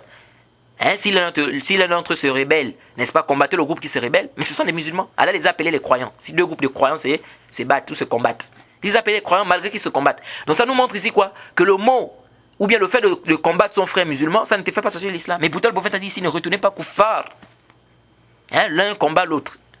Jade. Donc, c'est la même chose avec le verset où Allah dit وَمَنْ لَمْ يَحْكُمْ بِمَا أَنزَلَ اللَّهُ فَأُولَٰئِكَ هُمُ الْكَافِرُونَ. Ceux qui ne jugent pas par la loi qu'Allah a fait descendre, voilà c'est les mécréants. Allah a dit ce sont des mécréants. Et pourtant les savants te disent qu'ici, la mécréance ici, ce n'est pas, c'est le koufr de nakoufr, c'est le petit koufr. Avec les tafsilat, comme on a déjà détaillé ici, hein, dans plusieurs de nos cours, Barbahari, le kitab du djihad, on a détaillé quoi? Que ici le koufr c'est quoi? C'est le petit koufr. Sauf si quelqu'un fait quoi? Il rend ça halal. Ou s'il pense que c'est meilleur que c'est-à-dire que s'il pense que juger par une loi autre que la loi d'Allah, c'est meilleur que la loi d'Allah, ou il pense que c'est au même niveau qu'il y a Juz, ou bien il pense que c'est halal, ça c'est le koufr. Par contre, s'il sait que c'est un péché, il sait que c'est pas bien, Allah interdit ça, mais il suit la passion, etc., il est en train de juger parce que la foi est faible, ça c'est pas le koufr. Ça c'est pas la grande mécréance qui fait sortir de l'islam. Jade. Alors, il y a aussi un hadith de Muslim où le prophète Mohammed sallallahu alayhi wa sallam a dit Ayyuma abdin abqa min mawalih faqad kafar hatta yarji' ilayhim. Tout serviteur ou tout esclave qui va s'enfuir de ses maîtres, il a mécru jusqu'à ce qu'il revienne. Mais il a mécru ici, ça veut dire quoi? Faqad kafar ici, ça veut dire quoi? Est-ce que ça veut dire qu'il a mécru, ça veut dire qu'il est devenu kafir, il sort de l'islam? Non, les savants te disent non, c'est pas ça le sens. Est-ce que vous voyez un peu? Donc, le prophète ici a dit, par exemple, le hadith où le prophète a parlé des gens de l'enfer. Il a dit dans un hadith, il a dit, la majorité des gens de l'enfer, ce sont des femmes. Il a dit, yakfurna, elles font le koufr. Jusqu'à ce que les femmes sont même venues, elles ont posé la question au prophète, yakfurna billah, elles font le koufr, c'est-à-dire elles me croient en Allah. Et le prophète Mohammed sallallahu alayhi wa sallam a dit, yakfurna al-ashir, wa yakfurna al-ihsan. Le prophète a dit quoi? Elles font quoi? La mécréance par rapport au bien qu'on leur accorde. C'est-à-dire qu'elles sont ingrates. Là où ahsanta ila ihdahuna, si tu fais du bien à l'une d'entre elles, ad-dahr, thumma ra'at minka shay'an, qalat ma ra'aytu minka khayran qat. Hadith dans Bukhari Muslim. Le prophète dit, si tu fais du bien à l'une d'entre elles, toute une année, et qu'elle voit en toi une petite chose, seulement une petite faille, le prophète dit, elle va dire quoi? Elle n'a jamais vu un bien en toi. Elle n'a jamais vu un bien en toi. Donc le prophète ici a dit yakfurna, elles font le koufr. Mais il a appelé quoi le koufr ici? L'ingratitude. Et pourtant il a dit yakfurna. Et pourtant il a dit yakfurna. Donc ça nous prouve quoi? Et c'est là où les compagnons même demandaient, yakfurna billah, qu'est-ce que ça veut dire ici quand ils font le kufr? Elles croient en Allah. Et le prophète a expliqué. Donc ça montre ici quoi? Que le mot kufr, ça peut venir dans l'islam, mais son sens ne veut pas dire le grand kufr qui fait sortir de l'islam. Jade, si les savants sont unanimes que ça c'est le grand kufr, ça n'a pas de débat. S'ils divergent ici, on regarde les hasab dalil, par rapport au dalil. Jade. Alors, c'est comme le hadith, le prophète a dit, Isnatan, minnas, huma bihim kufr.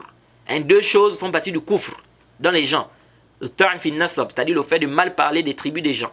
Ou bien la niyaha, al-mayt, c'est-à-dire lamentation, lorsque quelqu'un meurt. C'est non musulman. Le prophète a dit kufr. Ça c'est le kufr. Mais est-ce que celui qui fait des lamentations, il est sorti de l'islam, c'est le kufr, le grand kufr. Tout ça, ça montre que le mot kufr peut vouloir dire petit kufr. Ça peut vouloir dire la petite mécréance, qui ne fait pas sortir de l'islam. Alors, pourquoi ici vous pensez qu'on ne peut pas comprendre le mot kufr ici, petit kufr? Fakod kafar, c'est-à-dire le petit kufr. Comme le souvenez dans le hadith là-bas, il a fakod kafar jusqu'à ce qu'il revienne vers ses maîtres. Jade. Et ici, une règle est très importante que je veux rappeler. Arju antantabihu. Parce qu'il y a des gens qui s'embrouillent ici, ils trouvent des problèmes. Ils disent, mais tantôt on voit le mot kufr, on dit c'est pas le grand kufr. Tantôt on voit le mot, il n'y a pas de foi, on nous dit non, c'est pas qu'il n'a pas de foi, c'est qu'il est kafir. On ne comprend plus rien. Et les khawarij s'appuient sur ce genre de texte pour faire sortir les gens de l'islam. Nous disons ici, parfois, vous voyez dans des textes où on dit l'un d'entre vous ne sera pas croyant jusqu'à ce qu'il aime pour son foi, ce qu'il aime pour lui-même. L'autre, tel n'a pas de foi, comme ça. Comme le hadith qu'on a rappelé précédemment. Il n'y a pas de foi pour celui qui n'a pas de loyauté, tout ça. On ne comprend pas. Parfois, on vient nous dire non, c'est le petit kufr. Parfois, on vient nous dire non, ici, ça ne veut pas dire la foi, mais ça veut dire la foi complète. Ça dit n'a pas la foi complète. Mais comment comprendre? Ici, il y a une règle qui est très importante que je demande votre attention. Donc, je demande votre attention ici. La règle, elle dit quoi? Inna nafiya. المسلطة على حقائق الشرعية إن تردد بين النفي الصحة والنفي الكمال وكان حمله على الصحة معارض بأصول وجب صرفه على الكمال. C'est une règle qui est très importante. On dit ceci: la négation ou l'infirmation dans la réalité de la législation islamique, si elle tourne entre la négation d'authenticité et la négation de complémentarité, et que si on ramène ça à la négation d'authenticité, ça vient contredire un des textes, ou ça vient contredire des principes de l'islam, il est obligatoire pour nous de comprendre ici que la négation, c'est une négation de complémentarité. Qu'est-ce que tout cela veut dire?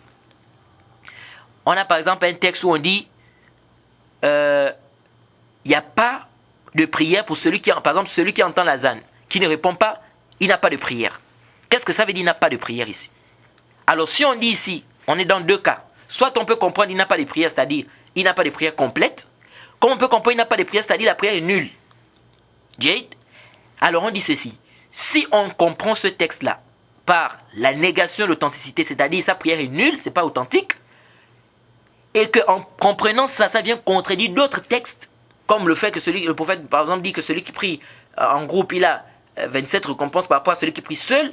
Si on voit des hadiths comme ça qui viennent contredire ça, ou bien qui viennent contredire des usul, ici ça veut dire que le sens qui est voulu dans le hadith, ce n'est pas il n'a pas de prière authentique, mais ça veut plutôt dire qu'il n'a pas de prière complète. C'est comme ça que les savants fonctionnent. Donc quand on dit il n'y a pas de foi pour celui qui n'a pas de loyauté, il n'y a pas de foi pour celui qui n'a pas de pacte, comme ça, ou il n'y a pas de religion pour celui qui n'a pas qui a respecté son pacte, etc. Nous disons que quand on regarde, on dit il n'y a pas de foi pour celui qui n'a pas de loyauté. Si on voit qu'il y a des textes qui viennent contredire ça, si on comprend ce texte-là, qu'il n'y a pas de foi, c'est-à-dire qu'il est kafir, si en comprenant ça comme ça, on voit qu'il y a des nusus, il y a des textes où ça vient construire les principes de l'islam, ici on dit donc ici le sens, ce n'est pas, il n'y a pas de foi, c'est-à-dire il est kafir. Ici le sens c'est quoi? Il n'y a pas de foi complète. Il n'y a pas de foi complète. Ça c'est une règle qui est importante les frères, ça va beaucoup vous aider parce qu'il y a beaucoup de gens parfois qui s'embrouillent. Et ça vous aide aussi à faire des roudoud au khawarij, à certaines personnes qui s'appuient sur ce genre de texte pour rendre les gens mécréants n'importe comment. Jade. Et ici, là, comme je vous ai dit, on ne va pas citer tous les arguments qui prouvent que celui qui abandonne la prière par paresse, n'est-ce pas, il n'est pas mécréant ici. Mais je pense qu'au premier cours, on avait déjà cité quelques arguments, n'est-ce pas, par rapport à cela. Parce que comme je vous ai dit, la masse, elle est très longue. S'il faut parler de la masse de celui qui abandonne la prière, là, je vous dis qu'on peut faire peut-être une affaire de 10 cours, peut-être même 15 cours, seulement sur la masse là. Parce qu'il y a trop de choses à dire. Jade, mais si j'essaie de résumer le sujet, et ce qui m'a amené, comme je vous ai dit, à parler, parce que je n'ai jamais détaillé ce sujet-là avec autant de précision ou autant de détails. Pourquoi? Parce que j'ai vu des gens aujourd'hui qui font, il y a trop de chants chanawadandana. On voit des gens qui racontent n'importe quoi, qui insultent les savants n'importe comment, qui font le tort. Et c'est ce qui m'a poussé à faire le bah sur cette masse, à ramener cette masse avec autant de détails. Parce que sinon, Vraiment, je ne devais pas faire ce tafsir-là, ce détail-là. Jade. Alors, parmi les preuves, ceux qui disent que celui qui abandonne la prière est kafir, ils ont dit, le prophète Mohammed sallallahu alayhi wa sallam a dit, Man taraka salat al-asr faqad habita amaluhu. Celui qui délaisse la prière de Asr, ses œuvres sont annulées. Ils ont pris ça comme dalil. Ils ont dit, le prophète a dit, ses œuvres sont annulées. Et le Cheikh s'appuie sur ce hadith-là pour dire même que celui qui abandonne une seule prière, il est kafir. Jade. Alors, ils te disent, on a dit ses œuvres sont annulées. Donc, ça montre clairement qu'il est kafir. Jade. Mais ça là, laysa bis-sahih. Jade. Nous disons d'abord, l'annulation dans l'islam est de deux types. Nous avons l'annulation de tous les actes, c'est-à-dire même le tawhid, et donc qui est l'annulation totale. Et nous avons une annulation qui est partielle de quelques actes.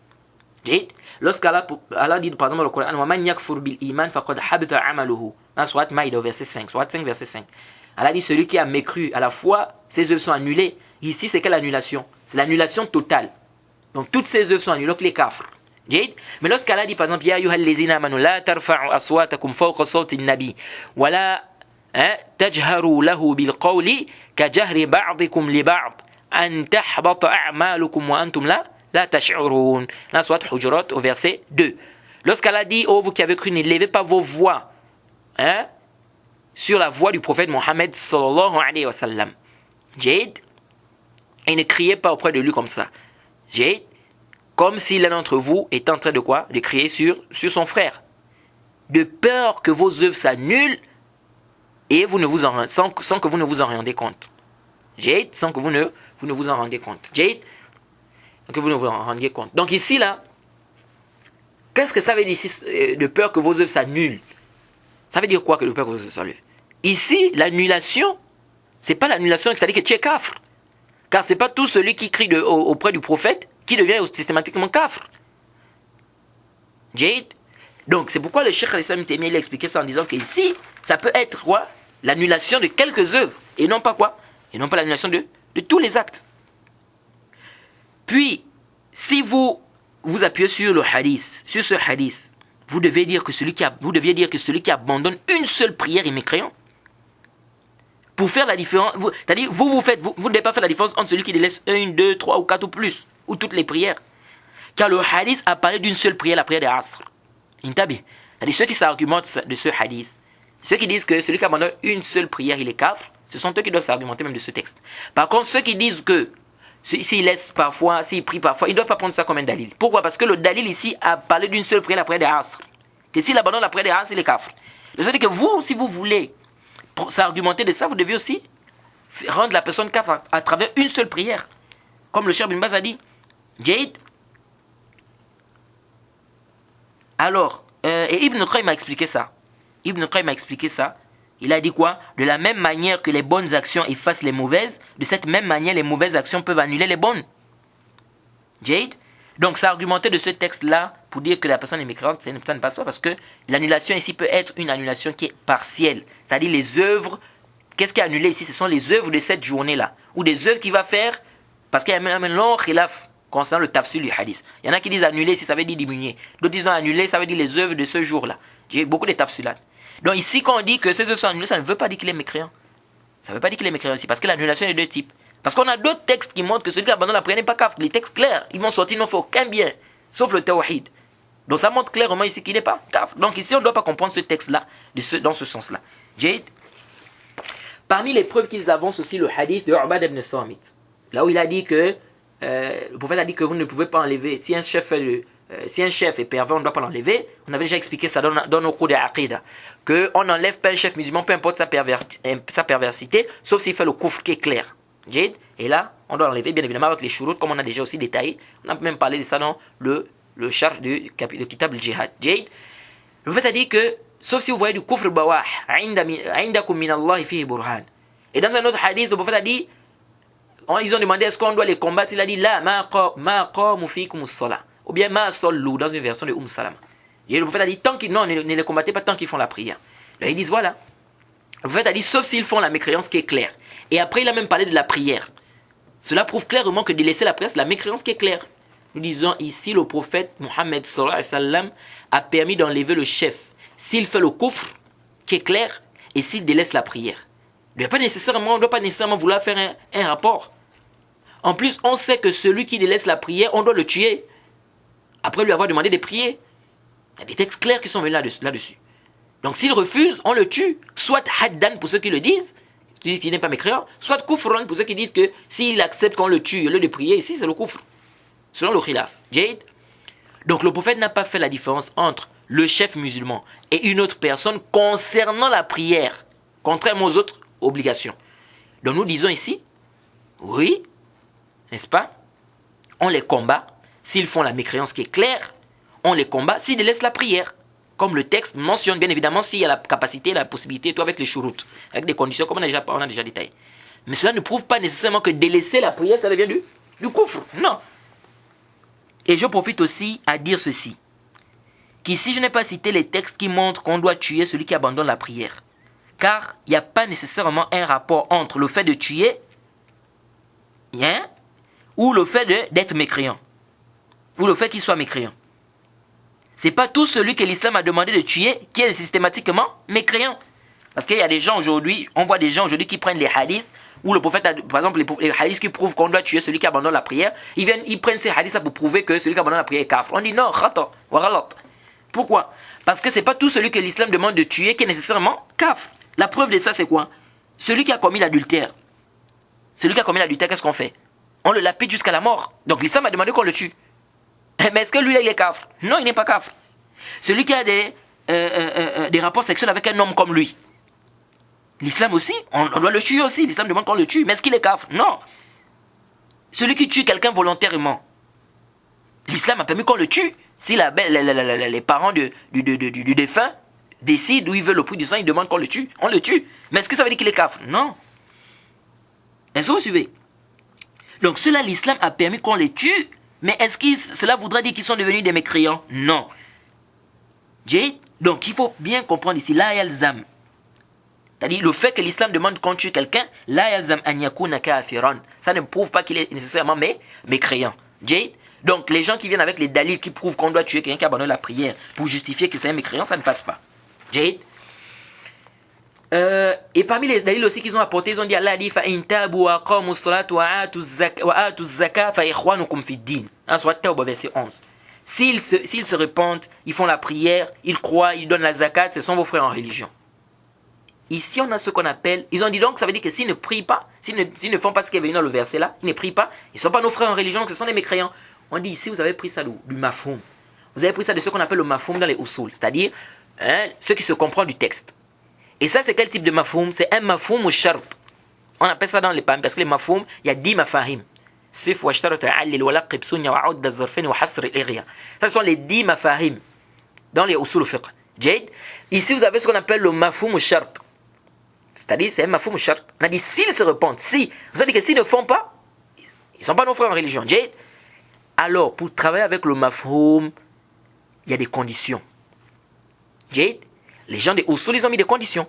Parmi les conditions, il ne faut pas que le verset soit descendu par rapport à une situation. Exemple. Dans la sourate 24, verset 33, Allah a dit Wala tukrihu fatayatikum ala al-bira'i in aradna tahassuna. Ça c'est sourate 24 au verset 33. Allah subhanahu wa ta'ala dit ne contraignez pas vos femmes esclaves à la prostitution si elles veulent rester chastes. Qu'est-ce que cela voudrait dire ça? Si elles veulent rester chastes, c'est mafhoum. Qu'est-ce qu'on comprend du texte? Ça veut dire que si elles ne veulent pas rester chastes, on doit les contraindre à la prostitution. Mais est-ce que ça c'est vrai ça? Ça c'est pas sahih. Ça c'est pas sahih. Pourquoi? C'est-à-dire, si un jahil vient aujourd'hui, un ignorant, il vient, il dit non, ça veut dire que si elle ne veut pas rester chaste, on peut contraindre cette femme-là. On dit khata wa ghalat. Ça c'est khata. Pourquoi? Parce que le verset est descendu par rapport à des femmes qui étaient dans cette situation-là. C'est-à-dire que cela ne veut pas dire ici que si elles ne veulent pas se préserver de la chasteté, si elles ne veulent pas rester chastes, on doit forcer ces femmes-là. Non. Le verset est descendu par rapport à des femmes qui voulaient garder leur chasteté et dont des gens faisaient quoi? Voulaient forcer à faire la prostitution. Et donc Allah a fait descendre le verset pour dire que ne faites pas ça si elles veulent elles veulent rester chastes. Mais cela ne veut pas dire que si elles ne veulent pas rester chastes, donc il faut les faire. Non. Le verset est descendu par rapport à une situation. Par rapport à cette situation. Par rapport à des femmes qui étaient dans cette situation. Alors donc nous disons ici que le verset ici que vous apportez, c'est un verset qui a un rapport aux mécréants. C'est-à-dire s'ils se repentent du shirk, ils font la prière, ils font la zakat, ce sont vos frères en religion. C'est ça que ça veut dire ici. Et certains savants ont même pris ce verset pour dire que celui qui délaisse la zakat, c'est un mécréant. Et nous disons, Haza khata'un. Abi Ubayd al-Qasim, dans son livre Al-Amwal, il a rappelé là-bas qu'il y a un khilaf des savants sur le fait que quoi, je pense même qu'il penche vers cet avis. Rahimahullah, que quoi, que celui qui délaisse la zakat, il est kafir. Nous disons ça, c'est une erreur. Pourquoi? Ils ont pris le verset, ils ont dit, Allah a dit, s'ils croient, s'ils se repentent, ils croient, ils font la zakat, ils donnent la zakat, ils font la prière, ce sont vos frères en religion. Donc ça veut dire que s'ils ne font pas, ce n'est pas nos frères. Donc ça veut dire que celui qui ne donne pas la zakat, il est kafir. On dit haza khata wa ghalat. Ça c'est une erreur. Pourquoi? Parce que c'est venu dans le Sahih Muslim, un hadith qui est clair sur celui qui délaisse la zakat. Le prophète a dit qu'il sera châtié, un châtiment qui sera répété sur lui pendant une journée dont la durée est de 50 000 ans. Puis il verra son chemin, soit au paradis, soit en enfer. Ça c'est un texte qui est clair, qui montre que celui qui délaisse la zakat n'est pas mécréant. Sinon le prophète ne devait pas dire il verra son chemin soit au paradis, soit en enfer. Donc si vous prenez le verset dans ce sens-là, dites aussi que celui qui délaisse la zakat c'est un mécréant. Puisque le verset ici n'a pas fait la différence. Le verset a parlé de la zakat et la prière. Et si vous dites non, on fait l'exception de la zakat car il y a un texte clair. Nous disons également, nous aussi on fait l'exception de la prière parce que nous avons des textes clairs qui montrent qu'il n'est pas mécréant. Et ils ont d'autres preuves aussi que je n'ai pas citées ici comme je vous l'ai dit, par rapport à la masse de celui qui abandonne quoi? La prière. Et ça c'est les preuves les plus fortes que j'ai essayé de citer ici et les plus répandues. Quant au hadith, on dit que le prophète a dit, il a vu un musulman qui était derrière, qui n'a pas prié dans le groupe. Le prophète lui a dit, tu n'es pas musulman. Ibn Qayyim s'est argumenté de ce texte-là pour dire que celui qui laisse la prière est un mécréant. Mais ça, c'est pas juste. S'il a dit que non, le prophète lui a dit, tu n'es pas musulman, pourquoi tu n'as pas prié avec nous? Tu n'es pas musulman. Donc il a dit, non, ça veut dire que celui qui ne prie pas, il est kafir. On dit non. On pose la question, pourquoi le prophète lui a-t-il fait cette réprimande-là? Pourquoi le prophète lui a réprimandé ici? Il a réprimandé, pardon, ici. Pourquoi? Parce qu'il n'a pas prié en groupe ou parce qu'il n'a pas prié? Le texte est clair. Quand vous lisez le contexte, c'est parce qu'il n'a pas prié en groupe. C'est pas parce qu'il n'a pas prié. Et puis la question du prophète ne montre pas ici que celui qui délaisse la prière est mécréant. Le prophète lui a dit ici que tu n'es pas musulman. C'est parce qu'il n'a pas prié en groupe. C'est pas parce qu'il n'a pas fait quoi? Il n'a pas fait la prière. Deuxièmement, même la question ne montre pas qu'il est kafir. C'est-à-dire on ne comprend pas de cette question pas qu'il est kafir. C'est-à-dire on ne comprend pas de cette question que celui qui ne prie pas il est kafir. Non, pourquoi? C'est comme si tu disais à quelqu'un par exemple que tu vois un musulman que tu vois boire le vin. Tu dis mon frère, tu bois le vin. Tu n'es pas un musulman. Lorsque tu poses cette question à ce frère-là, est-ce que si tu veux dire à ce frère-là que celui qui boit le vin il est mécréant?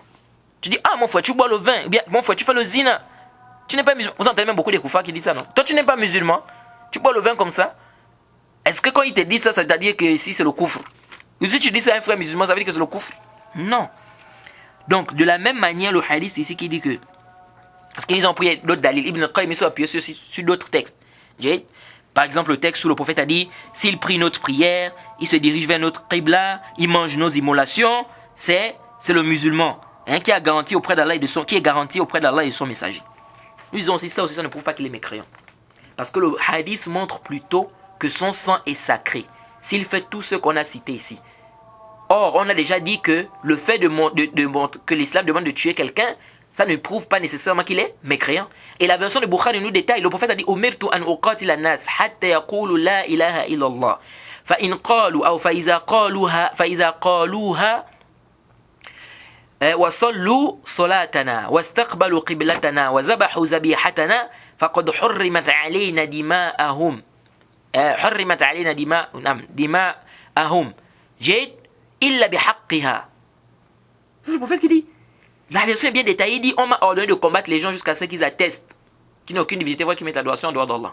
S'ils le disent et qu'ils font notre prière, ils se dirigent vers notre qibla, ils font, c'est-à-dire qu'ils égorgent de la manière dont on immole, c'est-à-dire notre immolation, il est interdit, leur sang est haram, sauf en droit.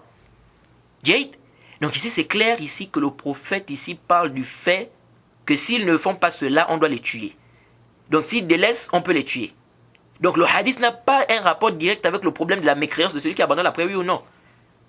Ça parle du fait de tuer celui qui ne fait pas ce qui est cité dans le hadith. Jihad. Et on a déjà rappelé que lorsque l'islam demande de tuer quelqu'un, ça ne prouve pas nécessairement qu'il est mécréant. Jihad. Et par rapport à ce hadith, Ibn al-Qayyim, rahimahullah, il a dit quoi? Il dit si déjà quelqu'un qui prie vers une qibla autre que la qibla des musulmans, c'est un mécréant. C'est-à-dire quelqu'un qui prie vers une autre qibla que la qibla des musulmans, c'est un mécréant. Que dire de celui qui délaisse complètement la prière? Lui aussi doit être un mécréant. Et ça, vous voyez, Ibn al-Qayyim, c'est ce qu'il dit. Il dit, si déjà le fait de prier dans une autre qibla, qui n'est pas la qibla de l'islam, des musulmans, ça te rend déjà mécréant, que dire de celui qui fait quoi? Qui abandonne la prière?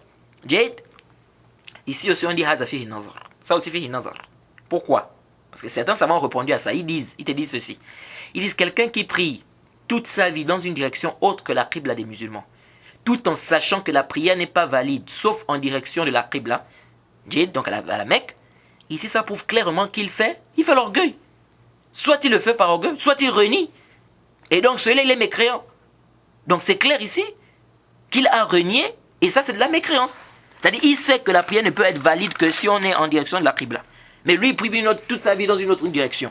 C'est clair que ça veut dire que soit il fait par orgueil, soit il a renié, et ça c'est un mécréant. Mais celui qui délaisse la prière par paresse, a-t-il renié le caractère obligatoire de la prière? Non.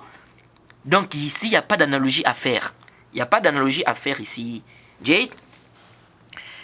Alors on va s'arrêter ici car la mas'ala, comme je vous ai dit, elle est très longue. Mais en résumé, comme on a dit, l'avis qui est juste, c'est que celui qui abandonne la prière par paresse, c'est pas un mécréant. Jade. L'avis qui dit que c'est un mécréant, c'est un avis qui est marjouh, c'est un avis qui n'est pas sahih. Jade. Et pour ceux qui veulent un peu plus de détails sur la mas'ala, il y a des livres qui ont été écrits des savants, qui ne pas dans les koutoub des savants. Les savants ont détaillé cette question de celui qui abandonne la prière par paresse ou pas. Et ce que j'ai dit ici, je n'ai pas inventé ça, ça ne vient pas de ma propre tête. C'est des lectures que j'ai eu à prendre par-ci et par-là dans des koutoub des savants. Jade. Et comme je vous ai dit, qu'il y a beaucoup de savants qui ont écrit des livres là-dessus. Jade. Alors avant de terminer le cours, je veux clôturer ce dars, Inch'Allah, par une parole, ou bien par des paroles du Cheikh Abdelaziz bin Baz et du Cheikh Ibn Uthaymin sur le Cheikh Al-Albani, rahimahumullah. Jade, car on entend beaucoup de choses. Certains traitent de Murji le Cheikh Al-Albani, et d'autres racontent n'importe quoi, ceci, cela. Pourquoi? Parce que les gens sont ignorants, ils sont dans le jahl. Jade. Et cette parole, ou bien ces paroles-là que je vais essayer de vous lire, je les ai prises, n'est-ce pas, du livre du Cheikh Rabi' Ibn Hadi al-Madkhali. Jade, comme je vous l'ai dit, il a écrit un livre qu'il a nommé Al-Maqalat al-Athariya fi Rad' al-Shubhat wa Tashribat al-Haddadiyya. Donc dans ce livre, à la page 7, il ramène des paroles du Cheikh Bin Baz et du Cheikh Uthaymin concernant le Cheikh Al-Albani. Ceux qui disent aujourd'hui que Cheikh Al-Albani c'est un Murji, tout simplement parce que il a dit quoi? Que non, celui qui abandonne la prière est kafr, elle n'est pas kafr, pardon, par paresse, celui qui abandonne la prière par paresse n'est pas kafr, ou bien parce que certains points qu'il a parlé par rapport au Amal al-Jawarih. Jade. Donc le Cheikh Rabi' ici il dit ceci. Il dit, on a posé la question au Cheikh Abdelaziz bin Baz. يثير بعضهم شبهات حول عقيدة علامة الشيخ محمد ناصر الدين الألباني. Certaines personnes apportent des ambiguïtés sur la croyance du Cheikh Al-Albani. ينسبونه إلى بعض الفرق. Il attribue à certaines sectes. Ils attribuent le Cheikh Al-Albani à certaines sectes égarées, كالمرجئة. فما نصيحتكم لأولئك. Quel est le conseil que vous donnez à ces gens-là? Qu'est-ce que le Cheikh bin Baz a dit? Il dit, Cheikh Nasr al-Din al-Albani, min ikhwanina al-ma'rufin, min al-muhaddithin, min ahli sunnah wal-jama'a, wa nas'alullahu lana wa lahu at-tawfiq. C'est le Cheikh bin Baz qui dit. Il dit, le Cheikh Albani fait partie de nos frères, qui est connu, c'est un muhaddith, il fait partie des gens de ahli sunnah wal-jama'a. Et il a encore dit, et après il a même dit, un peu plus bas, il dit, wajib ala kulli muslim an yattaqillaha. Il dit ce qui est obligatoire sur tout musulman, c'est qu'il craigne Allah. C'est qu'il craigne Allah. Et un peu plus bas, qu'est-ce qu'il dit? Ici, je ne vais pas tout vous lire ici. Je dis juste quelques passages. Ceux qui veulent bien les détails sur le truc, ils peuvent repartir dans le livre que je vous ai dit là. Et on lui a posé la question sur le Cheikh Albani. Qu'est-ce qu'il a dit un peu plus bas? Il dit Nasruddin al-Albani min khawasi ikhwanin al-ma'rufin. Anna araftuhu qadiman wa huwa min khair al-ulama wa min ashab aqida tayyiba. Il dit le Cheikh Al-Albani fait partie de nos frères les plus, c'est-à-dire qui est connu auprès de nous. Jade, il dit je le connais depuis. Et il fait partie des meilleurs savants. Et il fait partie des gens qui ont une croyance, qui ont une bonne croyance. Il fait partie des gens qui ont une bonne croyance. Il dit c'est un frère qui est pieux. Il fait partie des gens de la sunna. Alhamdulillahi min ahli sunnati wal jama'a. Il dit alhamdoulilah, il fait partie des gens de la sunna et du consensus. Ça c'est le Cheikh Ibn Baz qui dit ça sur le Cheikh Albani. Il fait partie des gens de la sunna. Maintenant vous avez eu vos histoires là où des murji'a. Min ayna lakum haza? Le Cheikh Mohamed ibn Salih al-Uthaymin, on lui a posé la question sur le Cheikh Albani. On dit qu'il y a des gens qui disent que Cheikh Albani c'est un murji. Il dit ceci, walakin man rama Cheikh al-Albani, Cheikh ibn Uthaymin dit ceci, rahimahullah. Il dit walakin man rama Cheikh al-Albani bil irja faqad akhta'a. Ça c'est le Cheikh Rabi', comme je dis, qui ramène ça dans son livre à la page 7. Il dit, le Cheikh Uthaymin a dit, celui qui dit que le Cheikh Albani est murji, ou bien qui attribue l'irja au Cheikh Albani, faqad akhta'a, il a fait une erreur. Imma annahu la ya'rif al-Albani, il dit soit tu ne connais pas l'Albani, wa imma annahu la ya'rif al-irja. Et c'est que le Cheikh Uthaymin a dit ici, c'est vrai. Le Cheikh Uthaymin dit, soit tu ne connais pas qui est le Cheikh Al-Albani, ou bien il ne connaît pas c'est quoi le irja. Et c'est vrai, comme je vous avais dit, le débat que j'avais eu avec un frère ici, je lui ai demandé que mon frère, c'est quoi le irja, c'est quoi d'abord les murji'a? Il était incapable de me donner la définition correcte du irja. Mais il dit, Cheikh Al-Albani est tombé dans le irja. Vous voyez les gens, tu ne connais même pas c'est quoi le irja, mais tu dis il est tombé dans le irja. C'est pourquoi le Cheikh Uthaymin, ce qu'il dit, c'est que le Cheikh Uthaymin dit, c'est ce qu'on remarque avec beaucoup de gens. Il dit, ceux qui disent que le Cheikh Albani est tombé dans le irja, soit ils ne connaissent pas le Cheikh Albani, soit ils ne connaissent pas quoi, c'est quoi le irja. Al-Albani, rajulun min ahli sunna. Le Cheikh Uthaymin dit, Cheikh Albani c'est quelqu'un parmi les gens de la sunna. Mudafi'un anha. Hein? Il défend la sunna. C'est quelqu'un qui défend la sunna. Imamun fil hadith. C'est un imam dans le hadith. La na'lam anna ahadan yubarih. Il dit, je ne connais pas à notre époque quelqu'un qui au niveau du hadith, à son niveau. جيد ولكن بعض الناس نسأل الله العافية يكون في قلبه حقد إذا رأى قبول الشخص ذهب يلمزه بشيء. Il dit, mais il y a certaines personnes, nous demandons qu'Allah nous en préserve, ils ont dans leur cœur quelque chose, de la haine comme ça, ou de la jalousie, des trucs comme ça. Et dès qu'ils voient que quelqu'un est accepté auprès des gens, allez, il commence à faire quoi? Il commence à l'accuser de tout et de rien. Jade. Un peu plus bas, le Cheikh Uthaymin dit, Ar-rajul na'rifuhu min kutubihi, a'rifuhu bi mujalasatihi ahyanan, salafiyya al-aqida. Il dit, le Cheikh Uthaymin dit, l'homme, on le connaît à travers ses livres. Et on le connaît aussi par rapport à ses assises, ou bien par rapport au fait qu'on s'est assis également avec lui parfois. Il dit, salafiyya al-aqida. Sa croyance, c'est une croyance salafi, c'est-à-dire il a une croyance de salaf. Jade. Salim al-manhaj. Son manhaj est propre, ça n'a pas de problème. ولكن بعض الناس يريد أن يكفر عباد الله. Il dit, mais par contre, certaines personnes veulent rendre des serviteurs d'Allah mécréants. بما لم يكفره الله به. Pas بما لم يكفرهم الله به. C'est-à-dire que ils veulent rendre certains serviteurs d'Allah des mécréants avec des choses que Allah n'a pas rendu quoi? Mécréants. ثم يدعي أن من خالفه في هذا التكفير فهو مرجئ. Puis, ils vont prétendre que ceux qui vont contredire leur takfir là, c'est un murji. كذبا وزورا وبهتانا. ولذلك لا تسمع لهذا القول من أي إنسان صدر. Cheikh Uthaymin continue, il prétend que celui qui le contredit dans ça, c'est un murji, en mentant, n'est-ce pas? Il dit, et n'en écoutez pas. Écoutez ce que Cheikh Uthaymin dit. Il dit, n'écoutez pas cette parole-là de quelle que soit la personne qui va vous apporter ça. Et quel que soit celui qui va amener ce genre de paroles-là, que Cheikh Albani, Murji, comme ça, le Cheikh Uthaymin dit, n'écoutez même pas ça. Et le Cheikh Albani dit encore, il dit, Cheikh Albani, il dit, Al-Albani, alim, muhaddis, faqih. Cheikh Uthaymin dit, c'est Al-Albani, c'est un savant, un muhaddis, un faqih. Qui dit que c'est un faqih ici? C'est le Cheikh Uthaymin. On entend des gens aujourd'hui, non, Cheikh Albani, c'était pas un faqih, c'était un muhaddis. Le Cheikh Uthaymin dit ici, faqih. Wa in kana muhaddisan aqwa minhu faqihan. Il dit, même s'il est plus savant dans le hadith, c'est-à-dire il maîtrise plus le hadith que le fiqh. Mais le Cheikh Uthaymin a dit ici qu'il est faqih. Même s'il dit qu'il maîtrise plus le hadith, mais il dit quand même qu'il est faqih. Pourquoi je demande souvent jamais, vous partez souvent prendre les choses là. Oh, Cheikh Albani, c'est pas un faqih. Vous avez eu ça où? Ensuite, le Cheikh Ibn Uthaymin dit, Wala a'lam lahu kalaman yadullu ala al-irja abadan. Le Cheikh Uthaymin dit, je ne connais aucune parole du Cheikh Albani qui montre qu'il y a le irja dedans, qui montre que c'est le irja. Et ça, vous voyez.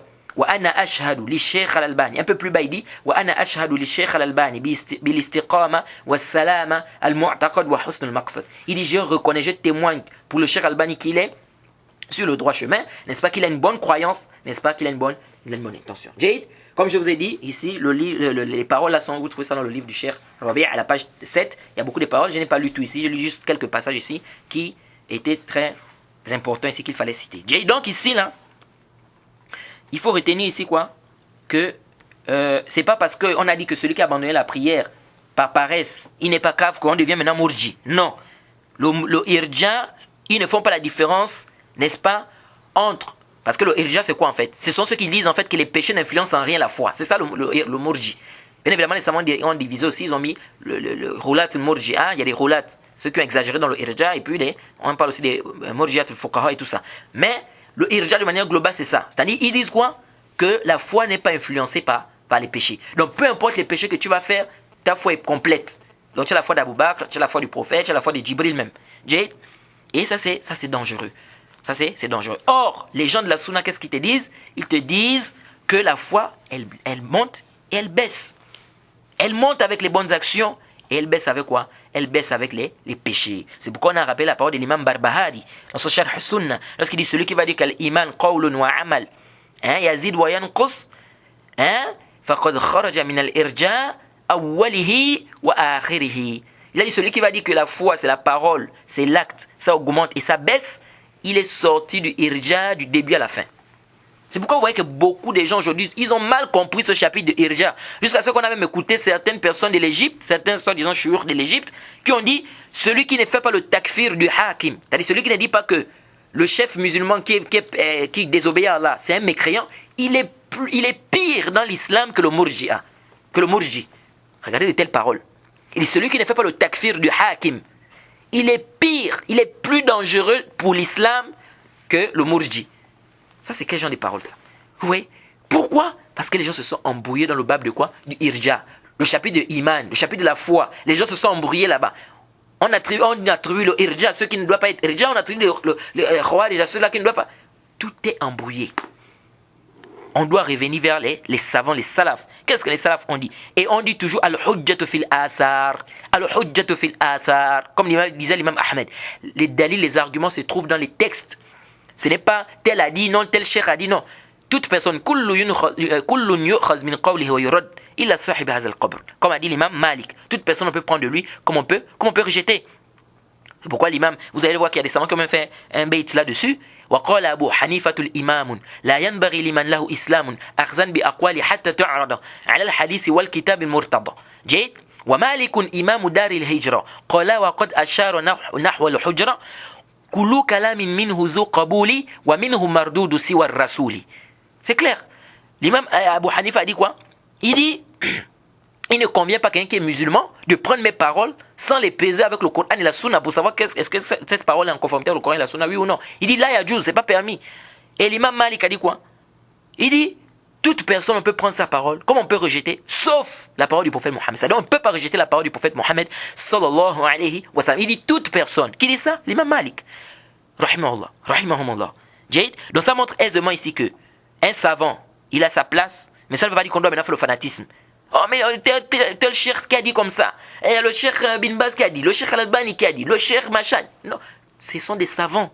Est-ce qu'ils t'ont dit que tout ce qu'ils disent est nécessairement vrai? Parce qu'il y a des gens qui sont arrivés à un degré d'exagération.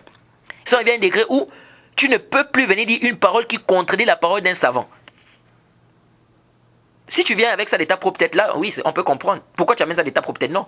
Mais si tu ramènes des paroles des savants qui t'ont précédé, ça c'est la parole des savants. Il y a des savants qui ont dit ça. Voilà la vie, la vie. Et le problème est à quel niveau ici?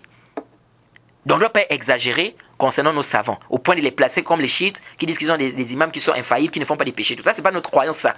Quelqu'un qui a déjà une croyance comme ça et qui se dit salafi, qui sache que c'est une erreur. S'il pense que les savants sont infaillibles, il doit déjà enlever ça dans sa tête parce que c'est une erreur dans la croyance. De l'autre côté aussi, on ne doit pas aussi négliger les savants. Parce qu'on a vu qu'il y a deux extrêmes. Il y en a qui sont partis, ils exagèrent, d'autres aussi sont négligés. Donc il ne peut pas prendre la parole des savants. Il dit non, j'ai pas besoin de la parole des savants ici, là j'ai le texte. Tu as le texte, mais qui t'a précédé dans ça? Qui t'a précédé dans ça? Tu vas prendre un texte comme ça, tu as compris ça toi-même, tu dis non, tu comprends, yallah. Là, échaze. Donc on doit faire la part des choses. Donc je pense qu'on va s'arrêter par ici. La mas'ala, comme je vous dis, c'est une mas'ala qui est longue, il y a beaucoup de choses à dire. Moi, on s'arrête par là. Et Inch'Allah, le cours prochain, nous allons directement commencer dans la description de la prière du prophète Mohammed sallallahu alayhi wa sallam. Comme je vous l'ai dit, cette mas'ala, je l'ai détaillée à cause de ce que j'ai vu avec beaucoup des étudiants, ce que les gens disent, le savant, le temps, ce que les gens parlent. Et c'est ce qui m'a poussé à faire ça. Sinon, je ne devais pas détailler cette mas'ala de cette manière. Donc, ce qui est juste, c'est que celui qui abandonne la prière par paresse, n'est-ce pas, c'est pas un mécréant. Comme on a dit, il y a un khilaf. Celui qui abandonne la prière en en reniant le caractère obligatoire, ça c'est un mécréant, pas de doute. Mais par contre, celui qui reconnaît le caractère obligatoire mais qui abandonne par paresse, ce n'est pas un mécréant. Jade, c'est ce qui est juste. Quant à l'avis qui dit que c'est un mécréant, c'est un avis qui est marjour. Même si on sait qu'il y a des savants qui l'ont dit. Il y a aussi des savants qui l'ont dit. Jade, donc il ne convient pas ici aussi de dire que ceux qui ont pris cet avis c'est des Murji'a ou ceux qui ont pris l'autre avis c'est des Khawarij. Jade, on doit être au juste milieu. Tant que les salafs ont eu cet avis, nous devons comprendre cela. On s'arrête par alors, demande qu'Allah nous facilite, qu'Allah nous pardonne. Wa subhanaka Allahumma bihamdik, ashhadu an la ilaha illa anta astaghfiruka wa atubu ilaik. Assalamu alaikum wa rahmatullahi wa barakatuh.